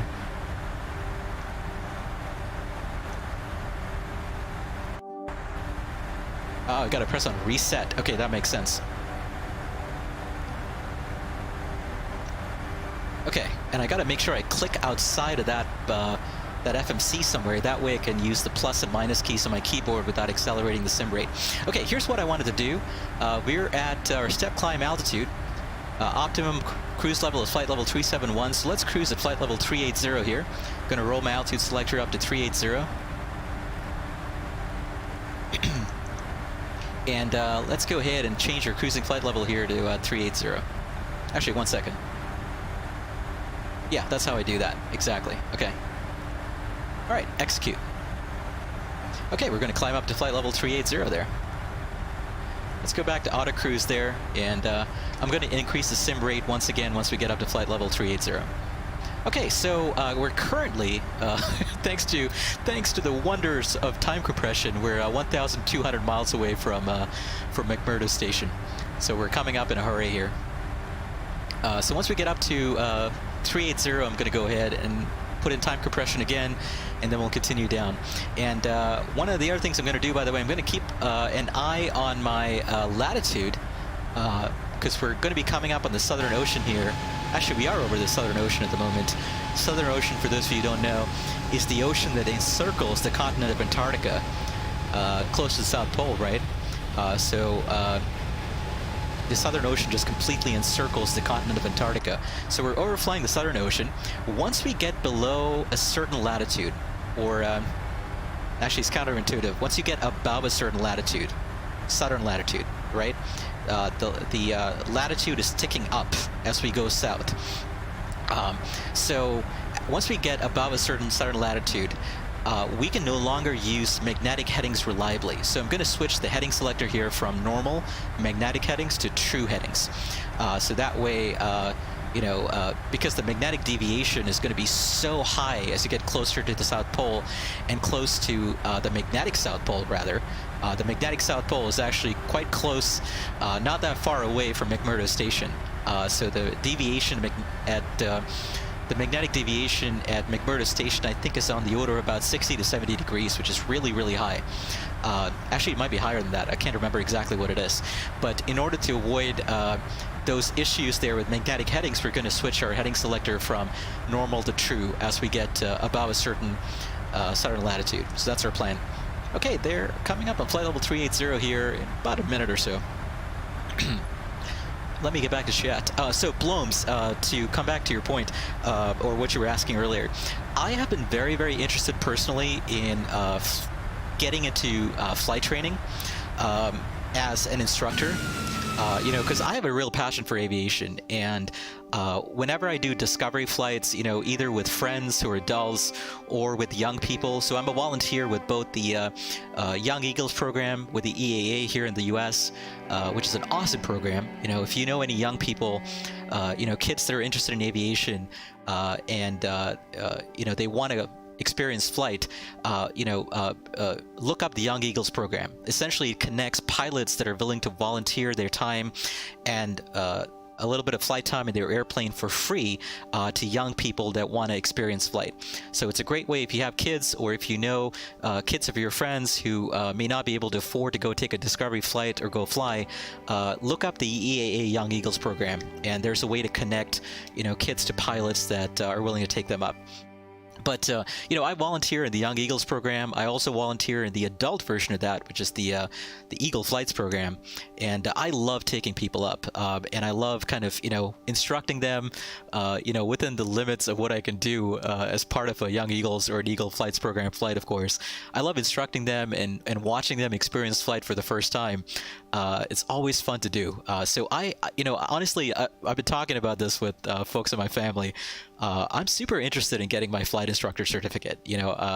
So in order to do that, obviously you need a CPL. So if I do that, if I decide to pursue my CFI certificate, that would be a good reason for me to get my CPL. So that's something I'm certainly thinking about, just for the purposes of kind of moonlighting as a flight instructor. I'm not giving up my full-time job anytime soon, but for the purposes of kind of moonlighting as a flight instructor, and in my free time, kind of training people on how to fly, that'd be a fun thing to do, I think.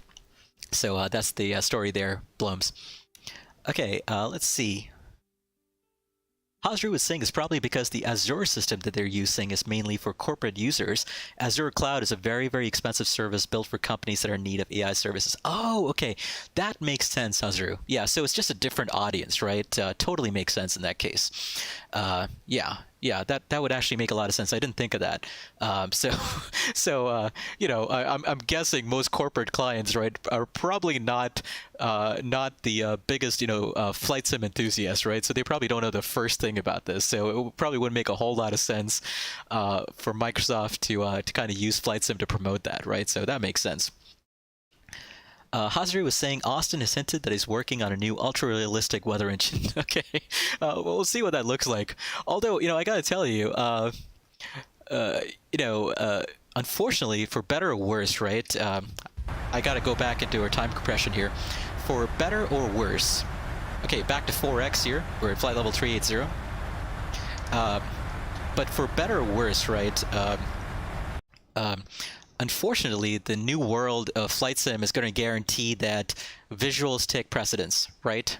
When people are making decisions on which simming platform to go for the most part. There's always going to be a niche audience for people who think X-Plane's fluid dynamics and blade element theory justify, visuals that are not as attractive, let's say. But that being said, I think for the most part, right, the way the sim looks, and how well it performs for the way it looks, that's where MFS has the edge, starting August the 18th. And so, yeah, they're going to have to do a lot, There's so much catching up that Laminar Research has to do. And it's really unfortunate because when you think about it, they had how many years, right? They had at least half a decade where they were completely unchallenged. And, the changes they made were relatively incremental, right? So yeah, they have a lot of catching up to do now, unfortunately. So we'll see how that goes. James says, but Austin says, there you go, exactly. So let me tell you, I don't mean to harp on X-Plane. I have X-Plane 11. I love X-Plane 11. We're gonna do a stream in X-Plane 11 featuring a send-off to X-Plane 11 next weekend, which should be a ton of fun.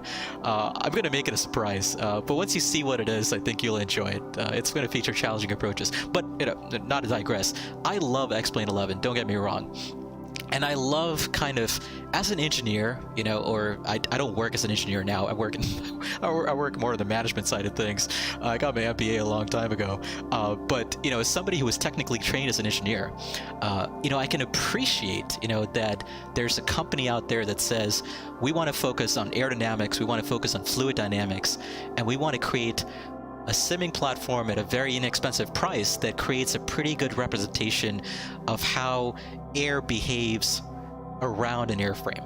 That is super cool. I think that is something I can certainly appreciate and like. That being said, one of the things I don't like about Laminar Research is, there's kind of a fanboyism when it comes to X-Plane 11. I don't know why that is, but there's this real sort of, like a bit of a toxic fanboyism with X-Plane 11 that I've noticed. Sometimes when I have prepared videos on my channel, and I always make it clear, my channel is focused on the flying, not on specs, not on visuals, not on things like that. My channel, my videos are focused on the actual flying and having fun, vicariously flying in flight sim. But I will always get at least one or two toxic fanboys from X-Plane 11 on my streams who don't understand that I love both platforms and I use both platforms, who will start giving me shit, about things in P3D. And I'm like, dude, I don't care. I don't care which side of the divide you're on. I use both. I like both. But there's a bit of that I felt like that has bled over into Laminar Research as well. So, as a real-world tailwheel pilot, I think the tailwheel physics in X-Plane 11 are just terrible. They're horrible. The tailwheel physics in X-Plane 11 are just utterly janky. That's totally inappropriate. That's right. That's right. The tailwheel physics in X-Plane 11 are just absolutely ridiculous. It's way too sensitive. It just doesn't make a ton of sense to me as a real-world tailwheel pilot. Now, what was super weird to me was, I assumed, of course, that other tailwheel pilots must have reached out to X-Plane and Laminar Research and said, hey, this doesn't make sense. Why are the physics so off and so sensitive? And what I found out was that apparently real-world pilots who fly tailwheel aircraft like I do told Laminar Research, hey, look, the tailwheel physics are a little off. And Laminar decided to say, no, you're wrong, we're right. The tailwheel physics are totally on point. And you're like, no, they're not. I fly tailwheel aircraft in real life. They're totally not. But X-Plane 11 said, no, you're wrong, we're right. And that for me was sort of my first sort of, oh, okay. They're kind of getting a bit too complacent, They think that because they don't have competition, they don't have to make sure they're continually improving and make sure they're getting things completely right? Or at least as close to right as possible. So that was my first sort of intro to, oh, okay, it's a company that uses a lot of, tech talk, or tech speak, right? But they don't necessarily, completely, they don't necessarily make sure that the physics modeling that goes on in their platform is really that accurate. So that's the unfortunate thing, I think, about X-Plane 11. But anyway, right now, they're going to have one hell of a lot of competition on their hands. They're going to have a lot of catching up to do, and we'll see what happens, I guess. We'll see what happens. All right, let's see. What else did I miss here? Alex, sorry I missed your question earlier. Alex was saying you've actually got a question. I just heard you say that you're an engineer. I wanted to be one for a long time now. What's it like? Alex, so to be honest, I worked as an engineer for a very short period of time before I pursued my MBA and then went more on the management side of things. But it kind of depends on the job. It depends on the company you work for. I tend to kind of value my privacy, so I'm not able to share too much about my personal experience, unfortunately. But I will tell you that, if you went to a good school and if you hopefully, get a good job and it involves work that you find challenging and interesting, it's a lot of fun. Even though I don't work, I work in an engineering company, right? I work on more of the management side of things, if I'm not working hands-on with engineering stuff. For me personally, I think having a technical education, having an engineering background, just kind of you approach the world very, very differently. You kind of view things from a problem-solving perspective, right? Which is something that I can't say about, which is something that is, I think all engineers share. You always want to solve problems. And working for an engineering company, even if you're on the management side of things, having an engineer background, really kind of helps you understand things, in a much more holistic way, right? So, if you're interested in pursuing engineering, there, Alex, I recommend it highly. I think you will find it very, very fulfilling to get into engineering. Getting your education, whether it's an undergrad or a grad degree in engineering, it's a very, very fulfilling experience, especially if you go to a relatively good school. And I think just working in engineering in general can be very, very fulfilling. You're making a difference in the world, right? That's one of the things about engineering. You're actually building things. You're not just talking. You're not just selling. You're not just, doing a bunch of stuff where people can't necessarily figure out what exactly the value is.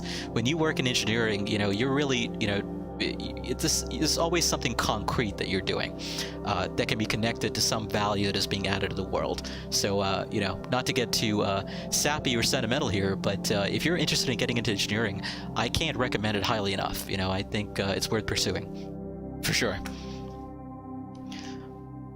All right, let's see. Artwork says if no one does a video at Jerusalem, you have to wait 9 days. That's right there, Artwork. That's the good news, right? You can, we just got less than 10 days to go. Like I said, we're coming up on it in a hurry. The release of the new flight simulator. So Alex, just like Bloms was saying, it's sim rate speeds up the time in the sim, and that's something I needed for today's flight because in real life, the flight from Christchurch to McMurdo station takes about 5 hours, and I didn't have enough time today, obviously, given other things that I've got to do, even though it's a weekend, given other things I have to do and other commitments, I didn't have time for a full 6 or 7 hour stream today. So that way I can keep the length of the stream hopefully under 4 hours. If we're lucky, I can keep the full length of the stream under 4 hours. So it's still going to be a pretty long stream compared to some of my other streams. But there you go. All right, let's see. So earlier, I think Hazaru and Lokestar were probably getting upset at my criticisms of X-Plane. It's coming from a place of love. It's not coming from a place of hate. It's coming from a place of love. And also a slight bit of frustration with X-Plane fanboys that ruin it for everyone else, right? A slight bit of frustration with those people. But it's coming from a place of love for the most part. James 2 says you only fly X-Plane 11 right now since you left FSX for good. You like everything sim and aviation related. You love the new FS as well. You don't get the fanboys. Yeah, totally. Fanboys ruin it for everyone. Yeah. I don't have the best view. I have a very dim view of fanboys. I didn't always, right? I didn't always have a dim view of fanboys, but I got to tell you, if I do a pretty good job of moderating the comments on my channel, and pushing out people that are bringing toxicity to my channel with comments and things like that. But boy, I got to tell you, some of the comments I get from X-Plane 11 folks, oh boy, the fanboys just, they have no perspective, man. It's just, it's literally like a matter of life and death to them. And it's, no, dude, it's just I don't like calling Flight Sim a game, but come on, it's a game. It's not real life. We're just having fun. It's a great way for some of us to gather when we're doing live streams. It's just a great way for us to have fun. That's all it is. Don't confuse it with real life, right? Anyway, I'm going to get off my soapbox. Don't want to talk about that anymore. Okay, Blooms1212 was saying you remember buying the ASDG cut for X-Plane, and it was literally unflyable in a crosswind due to the janky tailwheel physics. Yeah, yeah, totally. The tailwheel physics are a little off. By the way, I was actually, when we did our stream to Oshkosh, right, on Pilot Edge for SimMeasure 2020, I was actually really tempted to do a tailwheel flight in X-Plane 11 because the Pilot Edge scenery for Oshkosh was just so amazing. It was miles and miles better than the Pilot Edge scenery for Prepared. The only reason I didn't do it is because the tailwheel physics were just way too janky.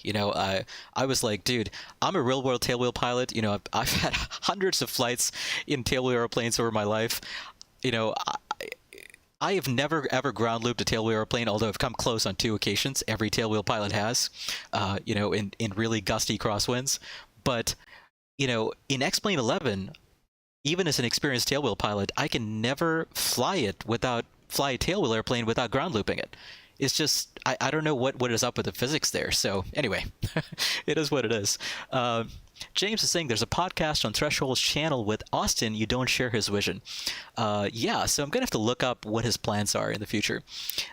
Maverick was saying, what do you or others in the chat think about Infinite Flight? If it had realistic aircraft, sounds, and GE mapping could be great. Maverick, I've never flown Infinite Flight, so unfortunately I just don't have many thoughts on it. I've never flown it. And to be honest, I just don't know much or anything at all about it. So, probably wouldn't be appropriate for me to chime in on that just because I barely know anything about it. So there you go. Let's have some more background audio there. Or ambient music, rather, so we can net fly and chill, right? Like Netflix and chill. Hasru says you think there's, or Lokestar earlier was saying engineering is a lot of hard work, trust me, but at the end it's all worth it. I agree with that, Lokestar, totally. Yeah, coming back to what Alex, you were saying earlier, or what you were asking earlier, I totally agree with the sentiment that Lokestar just expressed. It is a lot of hard work, if you start out in engineering, trust me, I went to a top 5 school for aerospace engineering, and I'll tell you, freshman year, sophomore year, there's a lot of weed out courses. It's not a big secret. A lot of the courses that you take freshman year, sophomore year are weed out courses, where the rubber meets the road. And if you're not fully committed, if you don't have an affinity for engineering and technical topics and those subjects, you're gonna find another major, especially in a good school. But if you stick with it, if you work hard, totally it's worth it. I agree. Yeah, there's nothing more fulfilling, I think. Totally nothing more fulfilling. Hasru says you think there is a lot of fanboy mentality in the FS community, especially in the case of Watsim. Most of their member base is aged 50 to 60 or people who cannot see that younger people have knowledge. I'm not sure that's true about Vatsim. Are you thinking about... I'm not sure that's true about Vatsim there, Azuru. So Vatsim, right? The goal of Vatsim is to kind of create an environment where you can replicate real world, air traffic control operations as best as possible. And to be honest, half the time on VATSIM, right, I hear the voices of people who sound very, very young, so I'm not sure that's really representative of VATSIM. That being said, right, obviously it takes money, right, to keep the VATSIM service running. It takes donations. And the thing to realize, and this is true in the business world, it's true of everything in life, right? Money rules, unfortunately. For better or worse, money rules. And young people are not the ones that are donating to keep VATSIM running, right? It's the people who have long careers, who are close to retirement, that have a lot of money lying around that might be willing to donate money for the upkeep of the servers at VATSIM. Right, so money talks, unfortunately, for better or worse in this world, and so maybe in the management levels at VATSIM, that's what talks, right? That would be my guess. But that being said, when it comes to the actual representation of the people that are flying online, the people that are providing ATC services on VATSIM, that is a total mix of all age groups. In fact, half the time, I'll tell you, I feel like the voices I'm listening to on VATSIM are younger voices, right? People who are in their teens. That would be my guess. So, while the board of governors or whatever at VATSIM might be a bit advanced in terms of, a bit more senior in terms of their years, I think when it comes to the actual representation of those that are flying on VATSIM, it's a lot more younger people. That's my guess. Hazru, so, I think it cuts both ways. Let's leave it at that. I don't want to get into this too much because I don't want the stream to turn into Reddit. So on Reddit, you see a lot of young people just basically hating on older people. You got to realize I'm right in the middle of those age groups, right? I'm 35. So for me, I can see things from both perspectives, and I'm just going to leave it at that. Right. So, okay, actually, here's a question I probably is much more interesting to talk about. James 2, with the question of the day, was asking, I didn't see the question earlier, James 2, unfortunately, but to answer your question regarding whether I've seen the new A300 for X-Plane, yes, I have. So, looks like every single person and their mother is streaming the new A300 from Anybuilds on X-Plane 11, and that does look fantastic. The system's depth looks amazing. I was watching a little bit of Captain Canada's awesome stream right before I hopped on to do this stream, and I caught some of his initial sort of power-up in the A300 from Anybuilds, and it looks stunning. I am really, really liking it for sure. It looks stunning. So I can't wait until that comes out. That's probably going to be a day one purchase for me personally. It looks pretty good for sure. I'm definitely thinking about getting it. It looks awesome. And boy, I gotta tell you, the hopes, right, for Anybuilds weren't that high because it was a first-time developer. Nobody knew what to think, right, of Anybuilds before some of the videos and streams started coming out. But boy, I gotta tell you, it's a pleasant surprise. They look like they might be a really quality developer, right? This looks like it's going to be PMDG quality, right, or FS Labs quality. Like, it's really, really good. So it's super cool that we have like a brand new developer now on the market. And if I'm not mistaken, are they the ones that are developing the MD-11? Boy, I got to tell you, if their MD-11 is anything like the A300, holy cow. We're not going to be spoiled for choice, right? Or we are going to be spoiled for choice, rather. It's going to be amazing if the MD-11 is anything as good as the A300. It looks pretty awesome. Yeah, totally. It's worth being hyped. Loadstar, I don't think it's going to come out for prepared, right? Unless Anybuilds has some way of porting over all the code and modeling into prepared, which is really, really hard to do. Because the X-Plane and P3D systems are so different, right? When you code an airplane for prepared, it's really hard to port it over to X-Plane and vice versa. So my guess is not, unfortunately. Loadstar was saying, that's right, when you touched on physics, that's when the weed out process began. Yeah, totally. Yeah, physics 101 is just called physics 101, right? It's in reality, it's it's definitely a weed out class for sure. For some people, not all people, but physics 101 can be a weed out course. Loadstar was saying earlier was criticism directed to X-Plane. Artwork, sorry I missed you earlier, but absolutely artwork. You take care, and definitely stay safe and healthy. You take care. Loadstar, what did you mean when you said it was criticism directed to X-Plane? Was that something you? Oh, I see what you were saying. I see what you were saying. You were referring to the exclamation mark soup and the exclamation mark outrage. Yeah, totally. All right. James 2 was saying rotate as the MD-11 one. Oh, I see. So for some reason, I mistakenly assumed that Anybuilds was developing the MD-11. Yeah, you're right. It's actually TFDI for prepared. And rotate for X-plane. Yeah, that's true.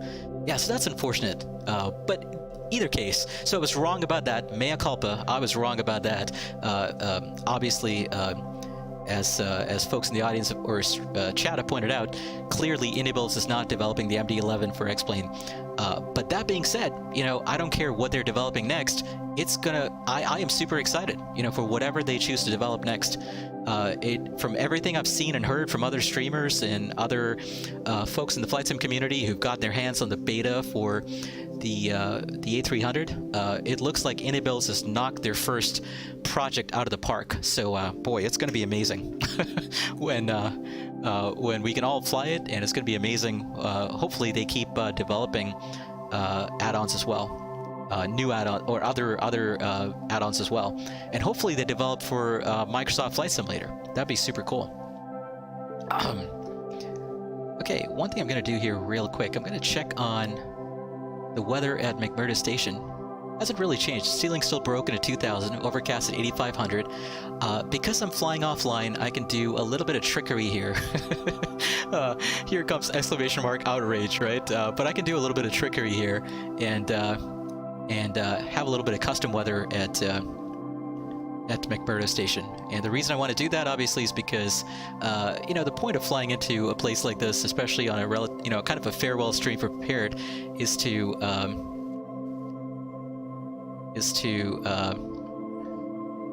be able to experience some of the sights and sounds, right? So I don't mind changing the weather just a little bit so that we can get some views of Mount Erebus on Ross Island, and get some spectacular views as we come into land at McMurdo. So as long as the audience doesn't mind, I'm going to do that. So add a new custom weather area. I'm going to set the METAR here. Let's see. We're going to have ceilings broken, actually, or not broken. We're going to have few clouds at 060. Temperature is -26, dew point -30. Altimeter is 2. Holy cow, 2987 is better. It was 2887 earlier. Okay, that works better. All right. Okay, that works. And let's do 100 miles around McMurdo Station. Fantastic. Okay. Okay, that's better.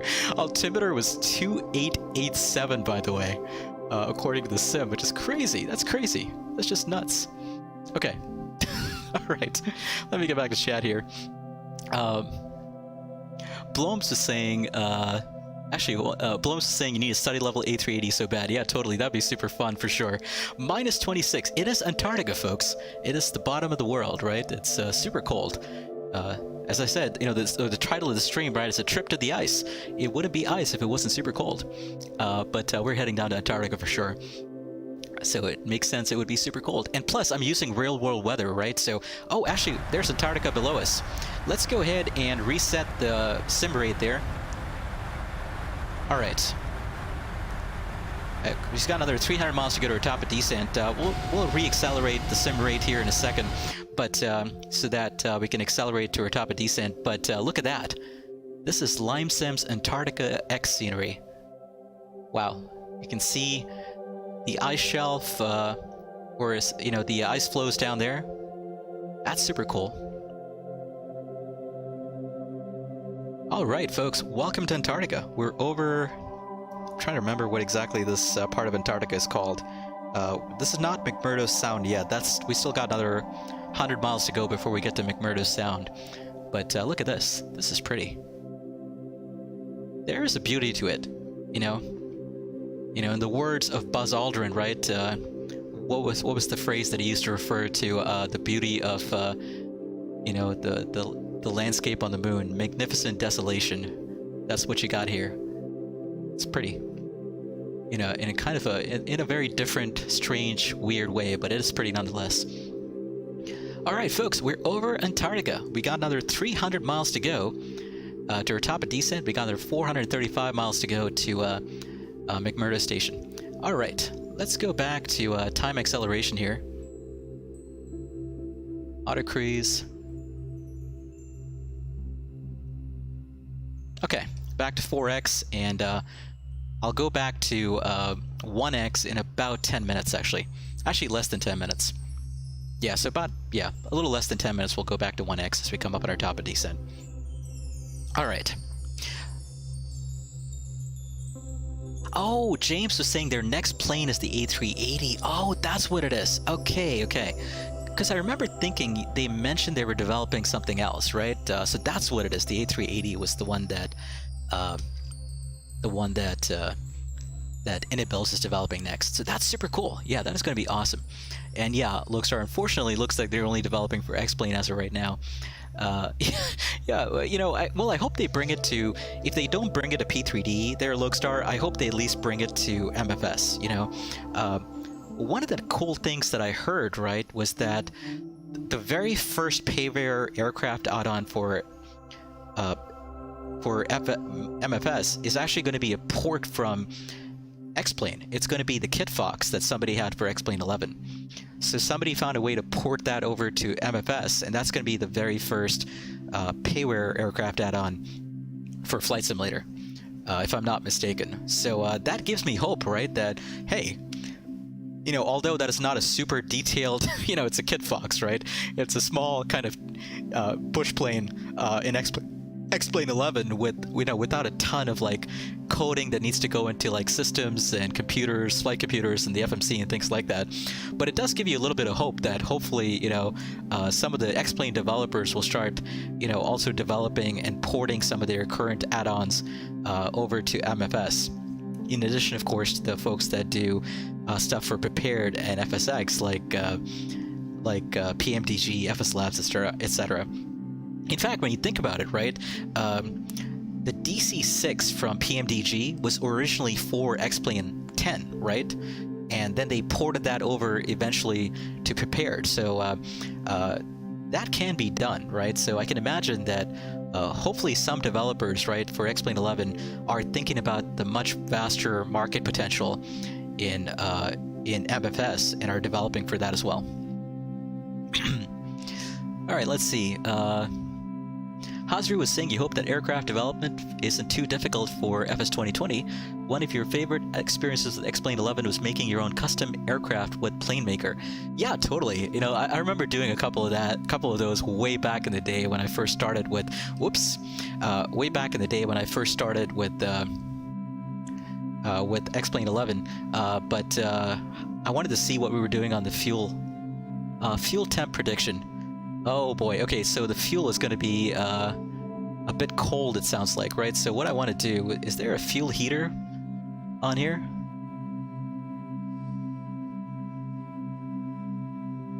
I'm trying to, because I remember something about a, I'm not sure if there's a fuel heat switch on here, but it looks like the fuel is getting a bit cold. And it might end up freezing in the lines and things like that. But the thing is, you know, we're coming up on our top of descent and not too long from now, so and plus I'm not even sure how well that's modeled, right? Obviously, you know, you might get icing detected shown, but the icing itself is not modeled. So I'm not sure that that PMDG actually models fuel freezing in the lines, right? I guess we'll find out, right? Famous last words. I guess we'll find out. So I'm going to leave that warning there. I'm not going to clear it because I want to see what happens. I'm very curious. And I was just checking here on how we're doing in terms of the fuel balance. I should have had the override pumps on a bit longer, actually, I feel. You know, I thought the fuel was supposed to equalize in all three. So I'm going to have the override pumps come back on. There we go. All right, and we'll try to equalize it a bit more. All right, let's see how we have another 190 miles to go to our top of descent. So I'm going to go back into time compression there, 4x, and we'll keep that going for about another 5 minutes or so. All right, let's get back to this. Loadstar was saying earlier, look at those ice cracks. That's amazing. Yeah, totally. Yeah, it does look awesome for sure. James too, yes, thank you for reminding me. So that's what we're going to do right now, actually. Let's switch from magnetic track to heading. So, by the way, to give you an idea of just how large the magnetic deviation is where we're at, so look at the heading there, right? Magnetic heading is 069. I'm going to switch to true, 186. It is about 110 degrees magnetic deviation there. right? If I'm getting the terminology or the magnetic deviation right there. But it's crazy how big the magnetic deviation is at this latitude. Yeah, so 068 to 186. And that's because, by the way, we're not very far away from the magnetic South Pole where we're located currently at the moment. The magnetic South Pole is just a bit northwest, if I remember correctly, of McMurdo Station. You know, it's the magnetic South Pole, if I remember correctly, is actually in the Southern Ocean, but we're not too far away from that. That's the other reason for that really large deviation there. But it's looking pretty here in the 7th continent, or over the 7th continent. It's looking pretty.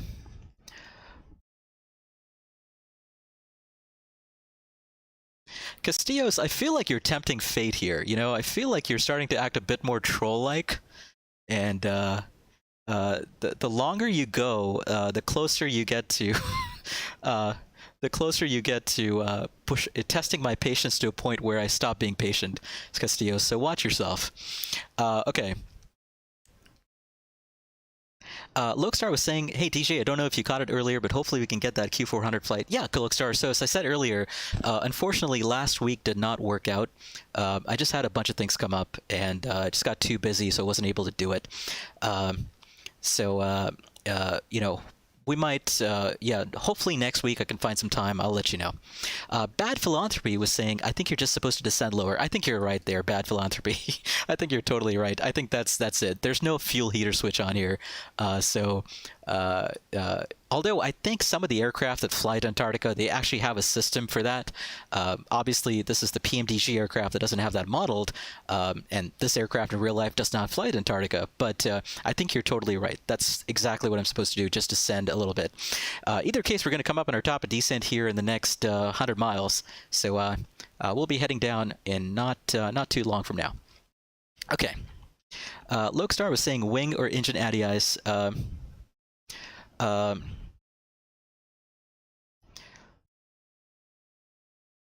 No, that's not it, Lokestar, obviously. Yeah, I think what Bad Philanthropy was saying is just totally... Castillos, I think I was referring to your message earlier where you said put fire in the engine. That sounded a bit like trolling, but if you were trying to say maybe increase thrust, that obviously is not the same thing as put fire in the engine. Okay. All right. Okay. I think it's just the way you're saying it.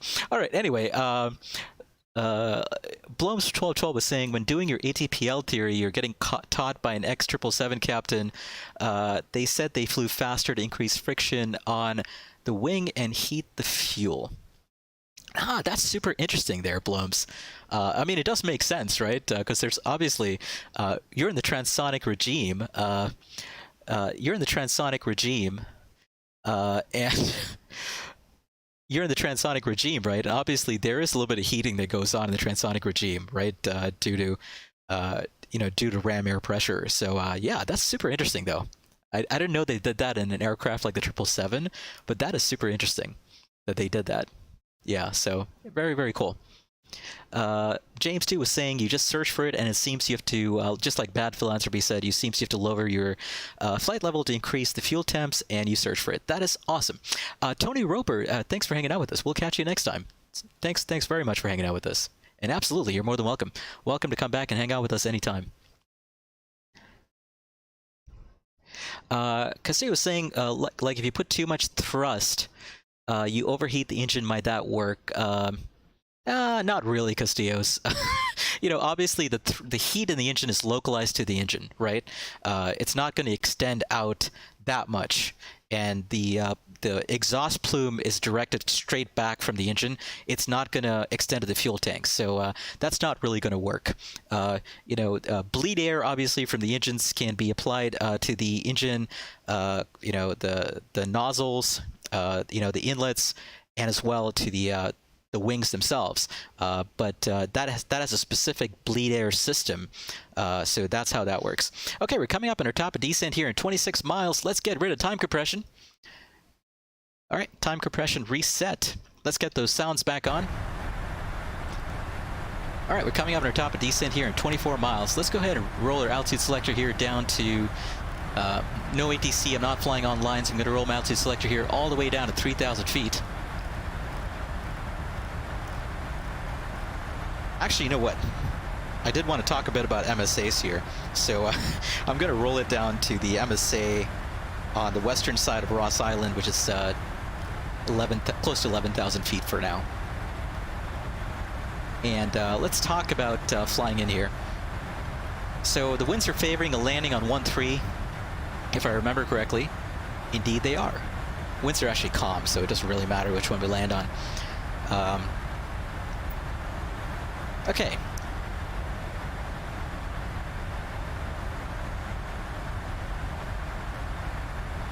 Alright, coming up in our top of descent here shortly. Let's see if I can get a landing calculation done. I'm not sure this is actually going to work, but let's try to get a landing calculation in here. Copy FMC data. By the way, I like how it says dry or wet runway. There's no option for snow or ice. I'm going to call it dry. The reason I'm going to call it dry is because the friction characteristics of the ice runway at McMurdo is actually really, really good. It's not a slip and slide like you would think, right?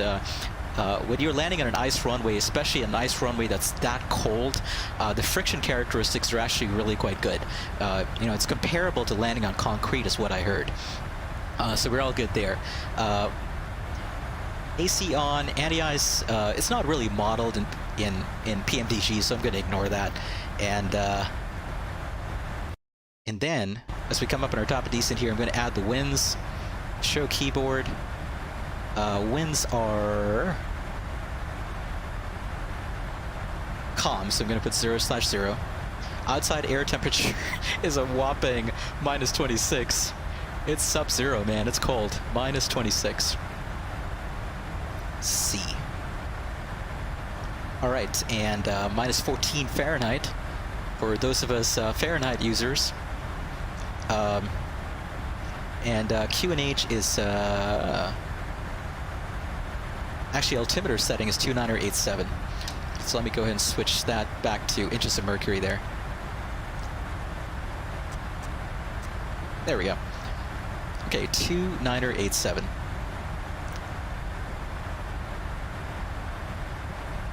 All right, so that's there. All right, and weight and balance, that's pulled from the aircraft, read from aircraft, right? Okay, let's go ahead and press on calc and let's see if that works. Okay, there we go. All right, weight limit 763,000 pounds, VREF 30 + 5, with, you know, ice 166 knots. What is our current landing weight, actually? What is our current weight? We're currently at a gross weight of 652,000 pounds. Max landing weight in the 747-8 is... Let's see. Max landing weight. Just going to pull this up on Google here real quick. Max landing weight is 688,000 pounds. So thankfully we're below our max landing weight. And VREF, according to this, is 149 at flaps 30. This is the maximum, this is VREF at max landing weight, right? Okay, that's what that is. Gotcha. Okay, so we're all good there in that case. In this house, we obey the laws of thermodynamics. See, that is an appropriate use for that sound command there. Okay, so VREF is going to be 149. We've initiated our descent, by the way.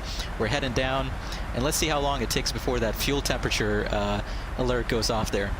But we're heading down. Okay, so we got VREF 149. Final approach speed is going to be 154. Got that. And by the way, we've got enough fuel now, if we need to, after we land, to make the return trip back to make the return trip back to McMurdo, or not McMurdo, the return trip back to New Zealand and Christchurch. No worries at all. It's all good there, Castillos. It's all good. Just don't, you know, yeah, okay. It's all good. All right. Castillos, I don't think I can answer that question. I would suggest look up, you know, what's available publicly in regard to liveries. Yeah, I'm not sure I can answer that question, unfortunately. I'm not even sure, actually, that I've looked, to be honest. Castillos was asking... No, Castillos, no, that's not what my channel is about, so no merch, no nothing like that. Yeah, I don't even have memberships on my channel. These are just kind of fun streams, as much for my own entertainment as the entertainment of folks that tune in. So, yeah, no merch, no big business plans or anything like that around the channel. James 2 was saying you look for the Antarctica mod for X-Plane. You did not know Antarctica was missing from the simulator. You think you're going to give it a try. Absolutely, James 2. That is a fantastic scenery for X-Plane 11, by the way. It's totally free. I think it looks way better than the scenery that we're going to be flying in today. So it looks way, way better. It looks fantastic. Bad Philanthropy. Oh, I love your username, by the way. Your nom de plume is pretty cool. It's pretty funny sounding. But Bad Philanthropy was asking, wonder what altitude the fuel can even start warming at given the outside air temperature at ground level right now. Yeah, that's a good question. Although, obviously, fuel freezes at much higher, or much lower temps rather, than that. So, and plus, in real life, by the way, if I remember correctly, the fuel that is used by aircraft that fly in here, it's modified. So it has, some specific additives to make it freeze at a much lower temperature. Obviously, we don't have that in the PMDG aircraft, but yeah, there you go. All right, let's go ahead and clear that alert. Actually, clearly, there's no issue going on with the fuel lines or anything like that. That's not really modeled. Okay, let's clear all that. And we're going to have to do our descent checklist here in a second. But let's take a look outside. Look at this. We're officially over McMurdo Sound, by the way. So you're looking at some of the ice flows in McMurdo Sound. That looks stunning. That looks really, really good.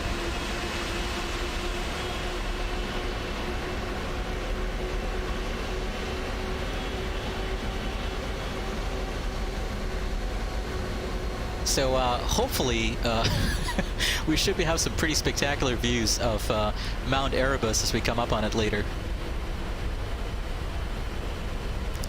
All right. Let me catch up on chat here.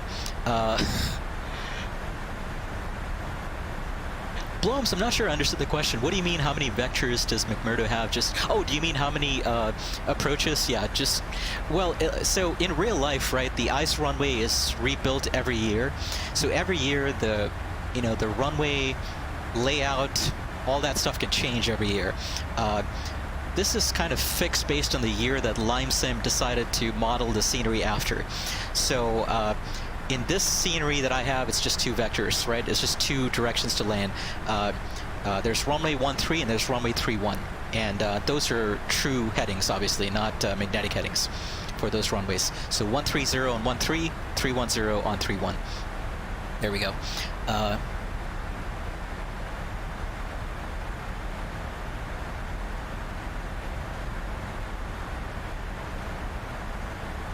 James 2 was asking, was the fuel consumption realistic, or was that altered by the time compression? I'm pretty sure it was realistic there, James 2. So PMDG does model that and take that into account, so I'm pretty sure that was realistic. Okay, we probably should do our approach briefing here. So let's go ahead and do that. Are you ready for the approach brief? Are you ready for the approach brief? Are you ready for the approach brief? Yeah, 1 second here.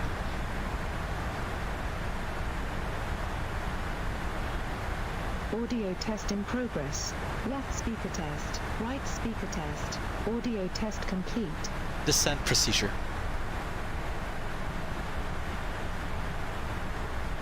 Yeah, I'm not sure if she's picking up my headset audio there. We're just going to very quickly try something. I think what I have to do is right-click on something here, right? Let me very quickly try something here. Just going to reset this.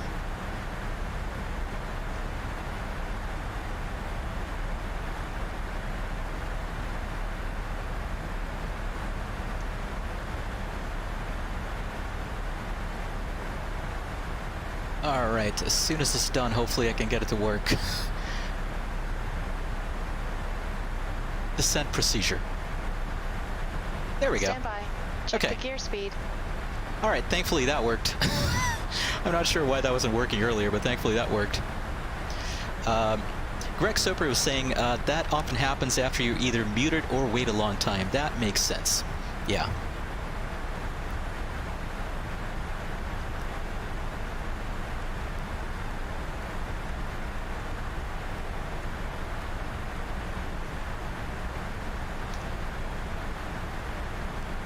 Rice Cooker 2000, good to see you. How you doing?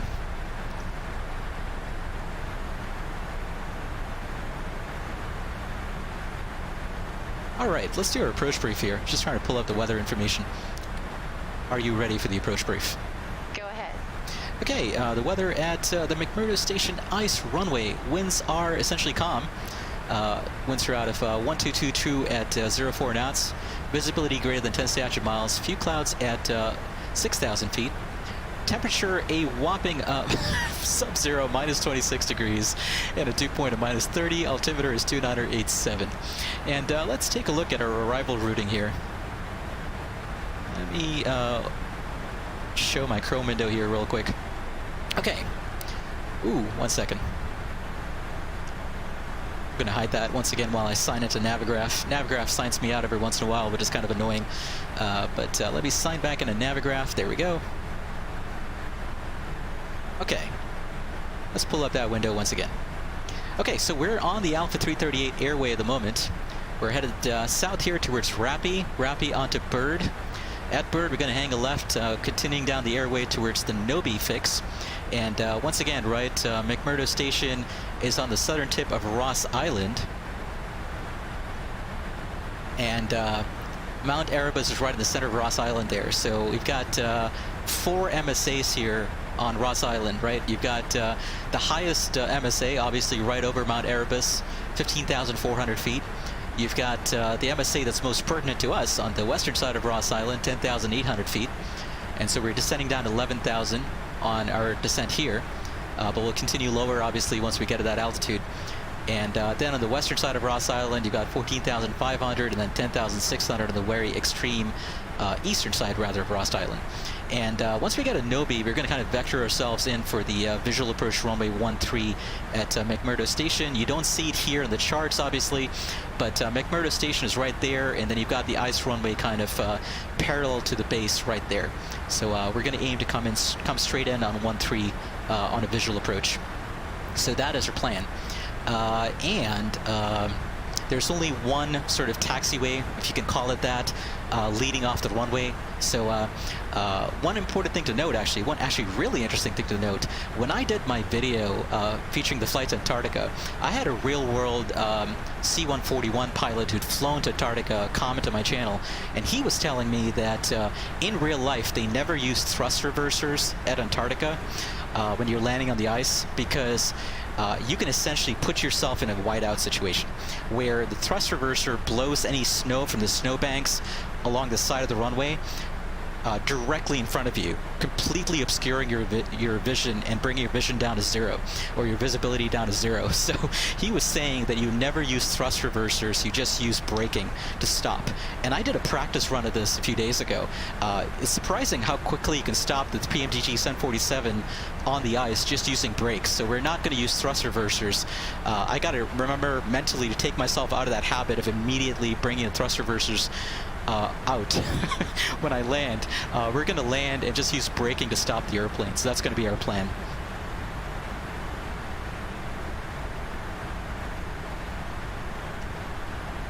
Hey, Castillos, please take what Hazru is saying very, very carefully.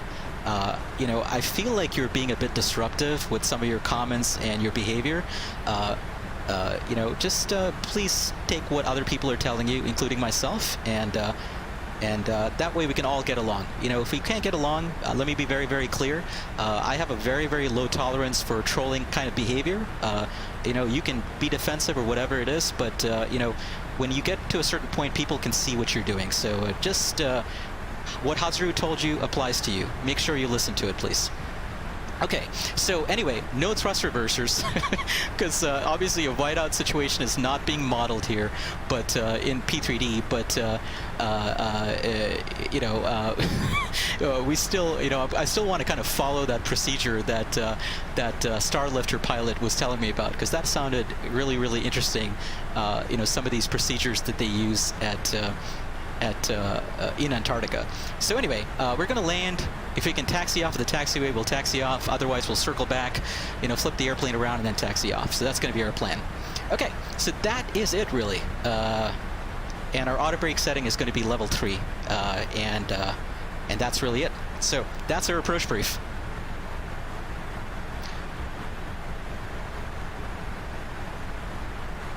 Okay. And this is U.S. airspace officially, right? Coming into McMurdo Station, there actually is like air traffic control. I think they transmit on high-frequency radio further away from the station, and as you get closer, obviously you switch back to VHF. But transition altitude, I'm guessing, is 18,000, just the way it is in the States. So let's go ahead and reset our altimeter there. 2987 set. And let's see, our approach speed was calculated to be 148 now. So we're going to aim for 153 knots for final approach speed. So that's going to be the plan. All right, folks, that is going to be it. That's our approach brief. Any questions? No questions. Descent checklist. Descent checklist. Recall. Checked. Auto brake. Checked. Oh, level 3. Level 3. Set and checked. Landing data. WREF 148. Minimums 0 feet. VREF 148. Minimums 0 feet. Approach briefing. Completed. Descent checklist complete. Approach checklist. Altimeters. 2987 set. 2987 set. Approach checklist complete. Okay, approach checklist complete. We're descending through 13,600 feet. I'm going to catch up on chat here in a second, folks. Sorry, I know I've missed a ton probably. I'm going to roll my altitude selector all the way down to 3,000 feet here. That's the altitude at which I want to start, being on final at for 1-3 at NZIR. And I wanted to do something else here real quick, but it's not coming to mind. I'm sure it'll come back to me. Okay, let's see. What did I miss here? Castillo's is asking, what does ETE mean? ETE means estimated time en route. So that is the time, if you're seeing it up in the Streamlabs, up in the overlay there from SimToolkit Pro there, Castillo's, that is referring to the amount of time we have left before we land at McMurdo Station. Estimated time en route before departure essentially is the amount of time listed in your flight plan to get to from your departure point to your destination point. That's what estimated time en route refers to.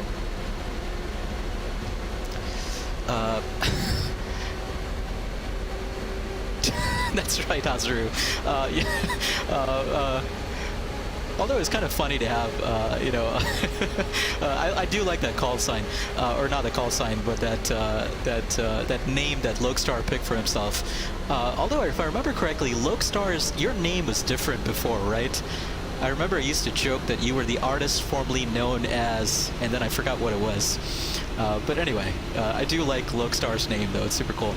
Rice Cooker says, you're doing good, had to do some chores. No worries at all, Rice Cooker. Thanks for hanging out with us today. Castillos, yes. So to answer your question, FS2 Crew allows the co-pilot to actually listen to your voice commands. It uses the Windows voice recognition software, and like Greg Soper was saying earlier, sometimes that turns off by itself for whatever reason. So that can be an issue sometimes. So I have to reset the audio system in order to get her to listen, or get the FS2 Crew to listen to me once again. So that can be an issue sometimes.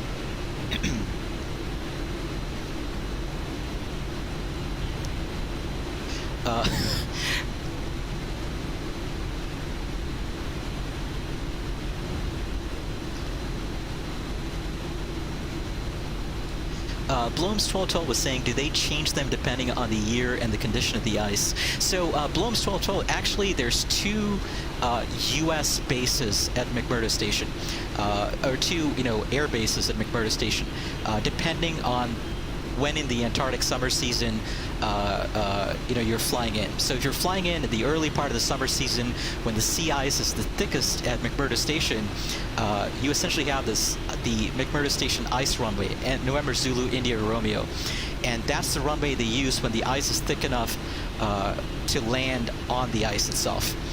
So it's actually really interesting. The airport that we're landing at, technically it's a floating airport, right? There's a ton of ice, and then below that ice is nothing but ocean, right? It's the water of McMurdo Sound below the ice that we're landing on, which is it's super cool when you think about it. You're landing on a floating ice surface, technically, that's what you're landing on. And then later on in the season, the late season as it's referred to in Antarctica, as the sea ice warms, the ice melts, the ice runway disappears, and then there's a runway or an airport that's much further away called Phoenix Field, November Zulu Foxtrot X-ray, and that's the runway, or I think there's multiple runways there, but that's the air base or the base of operations for flights that come into Antarctica that opens up later on in the year. So that's my understanding of how that works. And by the way, that behind us there, that's Mount Erebus. It's one of the largest volcanoes in Antarctica. I think it might be the largest, actually, if I'm not mistaken.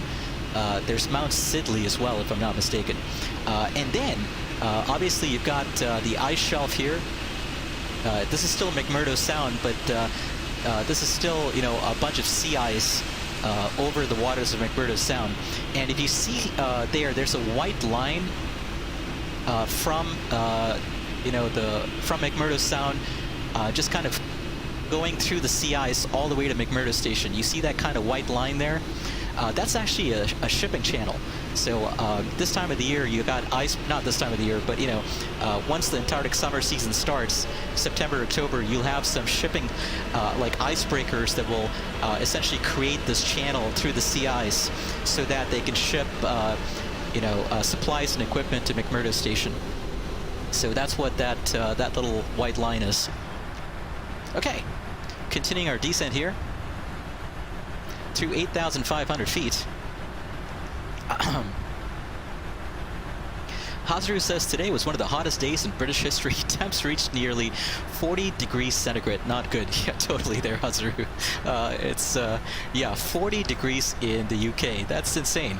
How is life on the Isle of Wight treating you, by the way? I still think it's pretty cool that you're from there. As I said, I never met anybody from there before. Yeah, Hastios, yes, it is a volcano in Antarctica. William Poe, welcome to you, first of all. Hope you're doing well.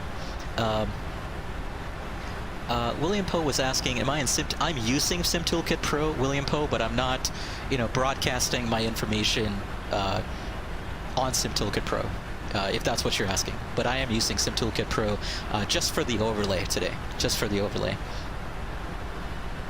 Let's see. Castillos, it's sea ice. So you know how lakes freeze over in winter, right? So if you go to a freshwater lake in winter, the lake can actually freeze over. There's still water underneath the ice, but that's a very, very similar situation here. Just like lakes can freeze over in winter in northern parts of the world, the sea ice this far south can actually freeze, but below the sea ice is the water of McMurdo Sound. So that's the story there.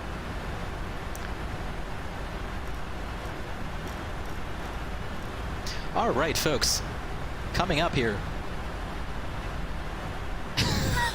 This is super cool.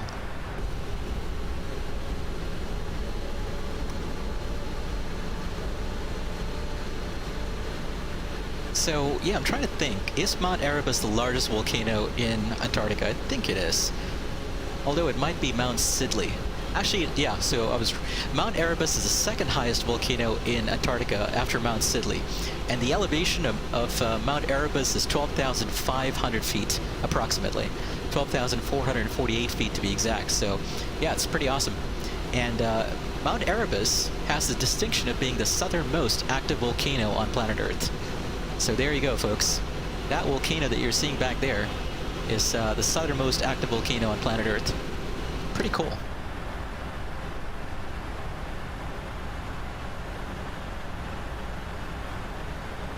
Oh, and interestingly enough, it is the site of the Mount Erebus Volcano Observatory run by the New Mexico Institute of Mining and Technology. Ah, just reading that on Wikipedia.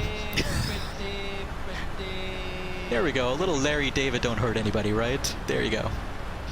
Okay, folks, here's what I'm going to do. I'm going to give myself a vector now towards the final approach path, or actually, you know what? Never mind. I was thinking about turning to the left, but we'll just continue down to NOBEY to the final approach fix that the computer has calculated for us on an 8-mile final, and I'm going to roll my altitude selector here down to 2,000 feet. All right, that works.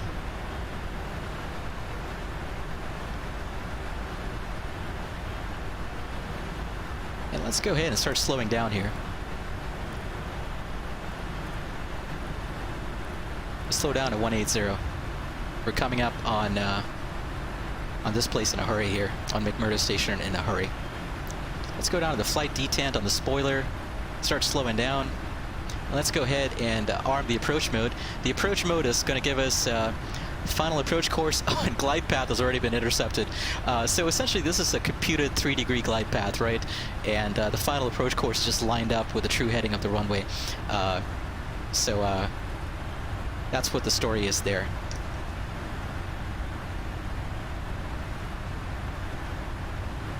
All right. Although I'm a little surprised that glide path activated before final approach course. Anyway, it is what it is. So we're headed down here. Hopefully we can get slowed down in a hurry.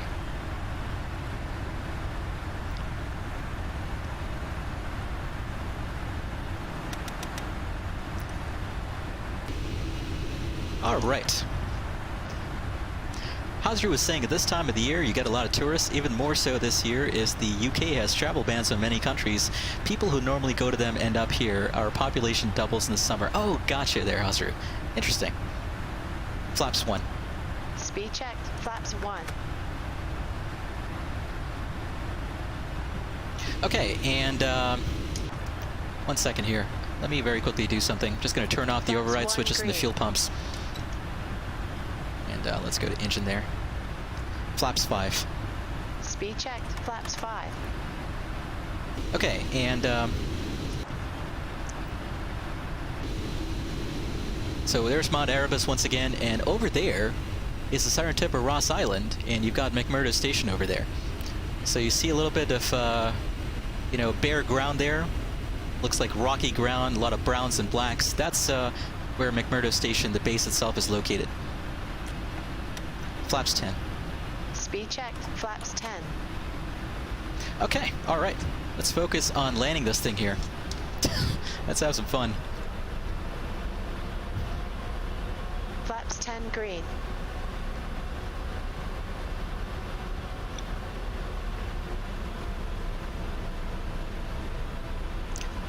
All right.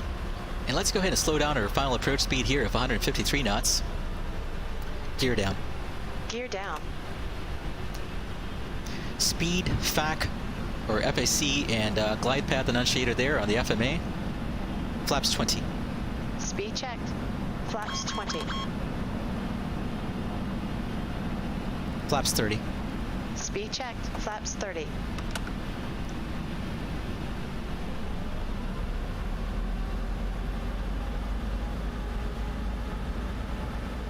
All right, I'm going to get this out of our system Flaps right 30 now. green. Blooms, I'm going to talk about that in a second, the Pappies. I'm going to get this out of our system right now because I know it's going to come up later. I got a bad feeling about this. Landing checklist. I know that you Speed and brake. Frank were planning to disconnect me. Armed. And I'm afraid that's Landing something gear. I Down. cannot allow to happen. Flaps. Flaps 30, green light. Flaps 30. Landing checklist complete. Okay, landing checklist complete. Altitude selector set to 3,000 in case we need to go missed. And I'm going to roll my heading selector here to line up with the runway. 145. Okay, and I'm going to disconnect the autopilot here as we come up on 1,000 feet. Okay, autopilot 1,000 feet. disconnected, and whoever decided, oh, Lokestar, kudos to you, sir, for using the the autopilot command there. Perfect timing. There you go. Blomes, yeah. So they only have pappies on 1-3, at least in this scenery. I don't know if it's true in real life though, but on this scenery they have pappies only for 1-3. And then if you come in from the other direction though, there's no pappies. That being said, if you notice, there's no runway markings really. All you have are a bunch of black flags that line the sides of the runway. So that's what I'm kind of using to line myself up there, those black flags on either side of the runway. 500. Okay, alrighty.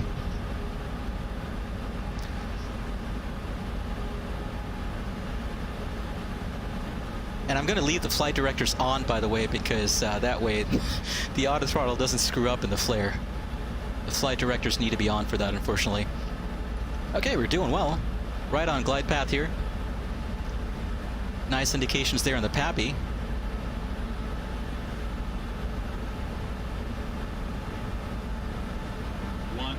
And once again, no reverse permitted. Approaching minimums. 50. 30. 50 above. 20. 10. Excuse me while I whip this out. Speed brakes up. It's a little floaty there. Reverse Oops. green. No reversers. Auto brakes. I told you. Bad habit there. I immediately got my reverser out. Oh boy. In real life, according to that Starlifter pilot, if you did that, if you got your reversers out, you'd end up in an immediate whiteout. Okay, but we're doing okay here. I'm going to slow down, hopefully, in time to make the taxiway on our left. There we go. 60 knots. Actually, we're going to have to backtrack. I missed it. No problem. We'll backtrack here. Okay, let's get the speed brake in. But welcome to Antarctica, ladies and gentlemen. Welcome to McMurdo Station. There you go, Azru. Perfect use of that command. That's what it's there for. That, of course, is from Excellent. that, of course, is from Blazing Saddles. Okay, let's flip the airplane around here. And we'll taxi down. I need to remember exactly where this taxiway is here. There it is. It's a little bit further back. But this is a pretty nice scenery. There's the base right there. You got a little bit of a wind farm there. That's kind of cool. And you got all the equipment here. Trailers for support personnel. Mobile control towers. So much. Thank you. and a bunch of other stuff on here, which is pretty cool. Okay. Let's see. Where is the taxiway? There it is. It's super hard to see, right? Because everything is white. You can imagine if it's snowing here, holy cow. It's got to be super interesting coming in here for sure if it's snowing. 1 second. Where is the taxiway?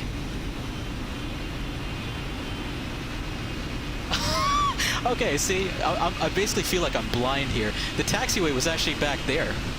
So I did not miss the taxiway. I could have totally made it. I just wasn't, I was looking in the wrong place for the flags there. Okay, so we're going to do another 180 here. We're going to do another 180 and head back. I missed the taxiway earlier. I missed the taxiway. That's what happened there, Blooms. The taxiway can totally accommodate this airplane, actually. Yeah, totally, Lokestar. I love the use of that command. The visual aids command from, or the visual aids sound from, sound clip from Mr. Burns from The Simpsons is pretty funny for sure. Very, very appropriate. I like it. Okay, so there's the taxiway now off to the left. And we'll taxi off here. All right, awesome, awesome, awesome. And Will is back. I thought you were sleeping there, Will, but Will is back. Welcome, Will. Hope you're doing well. But Will was saying we need a Kona coffee sound effect. Indeed, we do there, Will.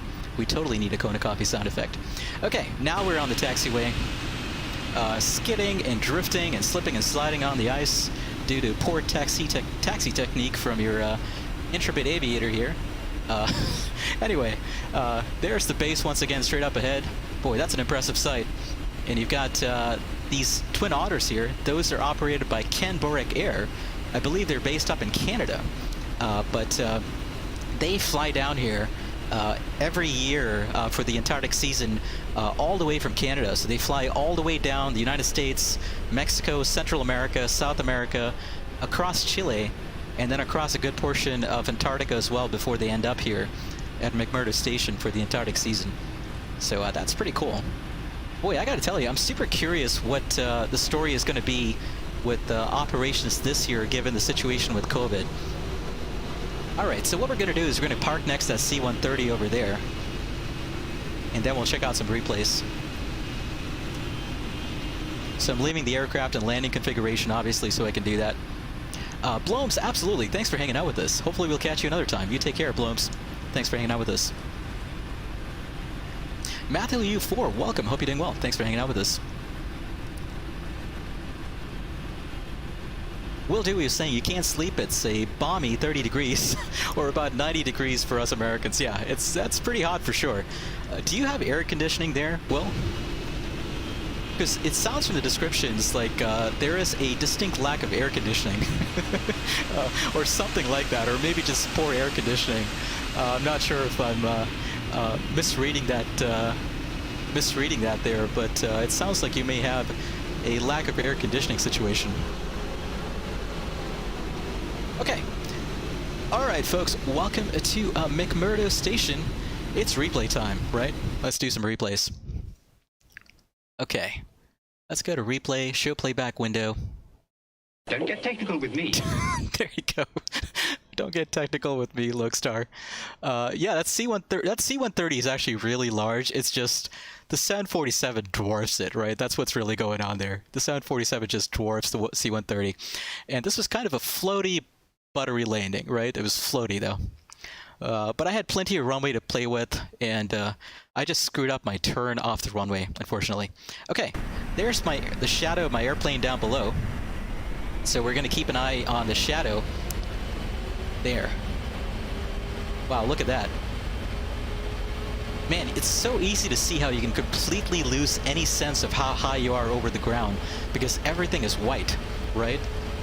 If it wasn't for the flags in the runway, holy cow, it'd be so hard to judge your height. And the callouts make it a bit easier too, right?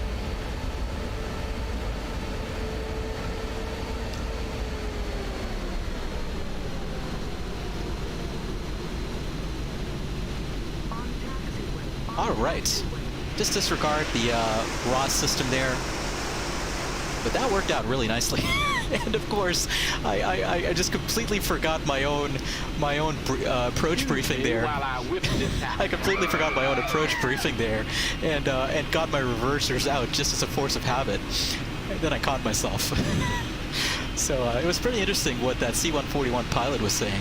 If you get the reversers out, you know, it will essentially blow a bunch of snow right in front of you if the snowbanks are high enough on the sides of the runway. All right, let's do a tower view. The tower views are super cool, by the way. Let's do that. There we go. This is super cool.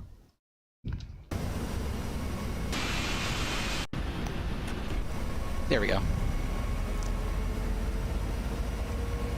It just looks like it's literally hovering in the air, doesn't it? It's so big. 747. James, no, it wasn't. It was a glitchy pilot, is what it was. It was a super glitchy pilot, is what it was. Matthew U4 was saying earlier I should fly the Concorde again or do a flight on Limesim. Matthew, hope you're doing well. First of all, hope your life in Chile is treating you well. Hope you're staying safe and healthy. But yeah, I'm definitely going to do a Concorde flight again. The reason I've been holding off on doing a Concorde flight, by the way, is because I'm waiting on the new update from Kolimata. So there's a new update coming soon with some fixes to the autopilot and some other fixes as well. And so when that update comes out, yeah, I'll be playing some more with the Kolimata Concorde for sure. Ooh. Yeah, I like that one. That worked out nicely. That worked out quite nicely. There's a radar dome there. This is a mobile control tower, obviously. It sits super low to the ground. Super cool, though. Can you imagine watching a 747 land at McMurdo? if you were based here. Can you imagine watching a C5 land? How many people in chat, by the way, have seen a C5 in real life? I'm curious. That is one hell of a big airplane, a C5 Galaxy. And they used to fly into Antarctica quite a fair amount, actually, in the past. There's McMurdo. You can kind of catch some glimpses of Mount Erebus back there. All right, let's do another replay here. Real quick. And let's see, how are we doing on time? Oh, wow, we've kept the stream below 3 hours so far. So if I'm lucky, I'm going to be able to keep the entire stream below 3 hours. That is going to be a win in my book if that's the case. I thought it was going to be about 4 hours, actually. So that works out nicely if I can keep it below 3 hours. Let's see, what else did I miss in chat here? Hazaru says, no center line sounds great. Hazaru is saying, summer population density here is 1,200 people per kilometer, square kilometer on a 230 square kilometer island. Holy cow, yeah, that's crazy. That's super dense. Sounds like a hell of a destination spot there, for sure. Super cool.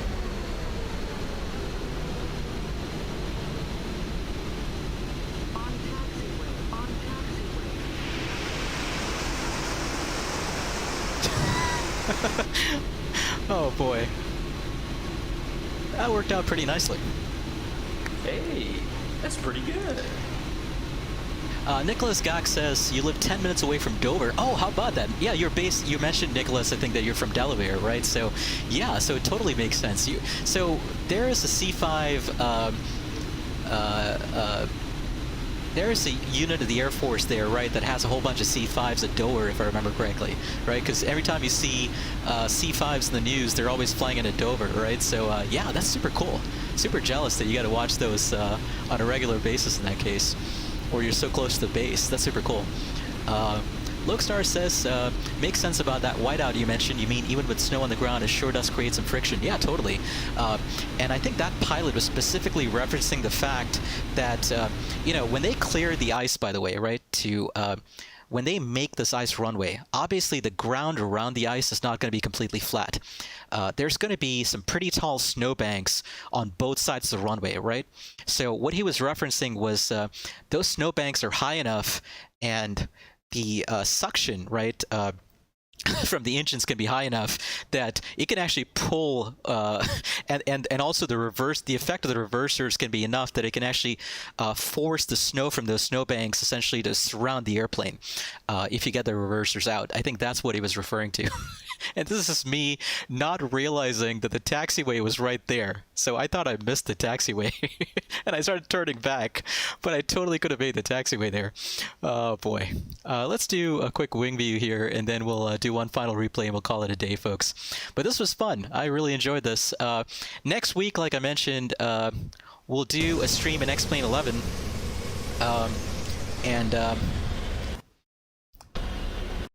and we'll do sort of a send-off to X-Plane 11 with some challenging approaches. That should be a ton of fun next week. We'll do one final replay here, and then we'll call it an afternoon. Will was saying you were in 5 to 10 degrees in Iceland and Greenland, so this heat wave is a shock to the system. Yeah, totally. That sounds like a hell of a temperature change there, Will, for sure. Yeah, you too, Will. You take care. Thanks for hanging out. James too says you've seen the E3 AVAX from NATO just about your house. Awesome there. Xanix Walpy, welcome. Hope you're doing well. Thanks for hanging out today. James too says there was a U.S. base near your home. That's awesome there, James. Nicholas Gak was saying you get the C5 and C17s all the time. Yeah, that totally makes sense there, Nicholas. That's super cool. Lokestar says, yes, over in Fort McGuire Air Force Base, you can see them land from Six Flags Park in Hamilton, New Jersey. Awesome there, Lokestar. Yeah, they're amazing aircraft. I've only seen a C5 twice. Once was at Oshkosh a few years ago. That was super cool because you actually got to walk right up to it, right, and walk through it, which was super cool.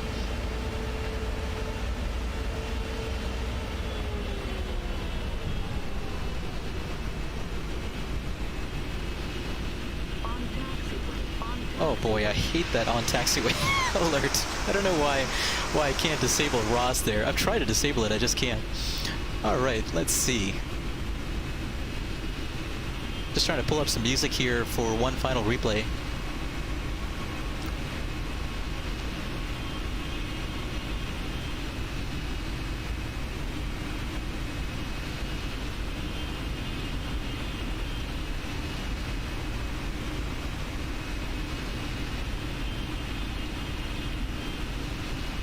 Alright, let's get some cinematic shots going here.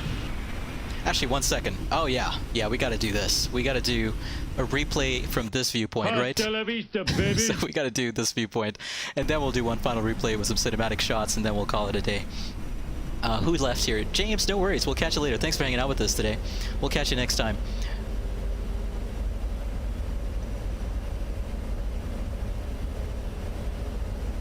Gregory Long, that is going to come next week. It's probably going to be in the FlyJ Sim 727 or 737, because those are really the only two, you know, tube-liner add-ons that I have for X-Plane 11. But it's going to be either in the FlyJ Sim 727, 737, and I'm going to leave it as a surprise for now, but it's going to be a series of challenging approaches. And let's leave it at that. It's going to be, I want it to be a bit of a surprise because it's going to be fun. Ooh, that was super smooth.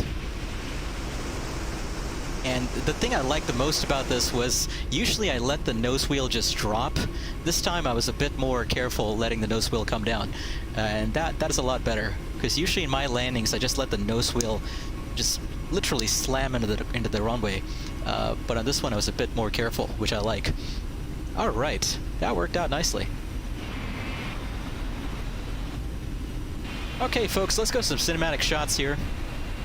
We'll do one final replay, and we'll call it an afternoon. Let me very quickly catch up on chat here. Absolutely, James. Thanks for hanging out with us once again.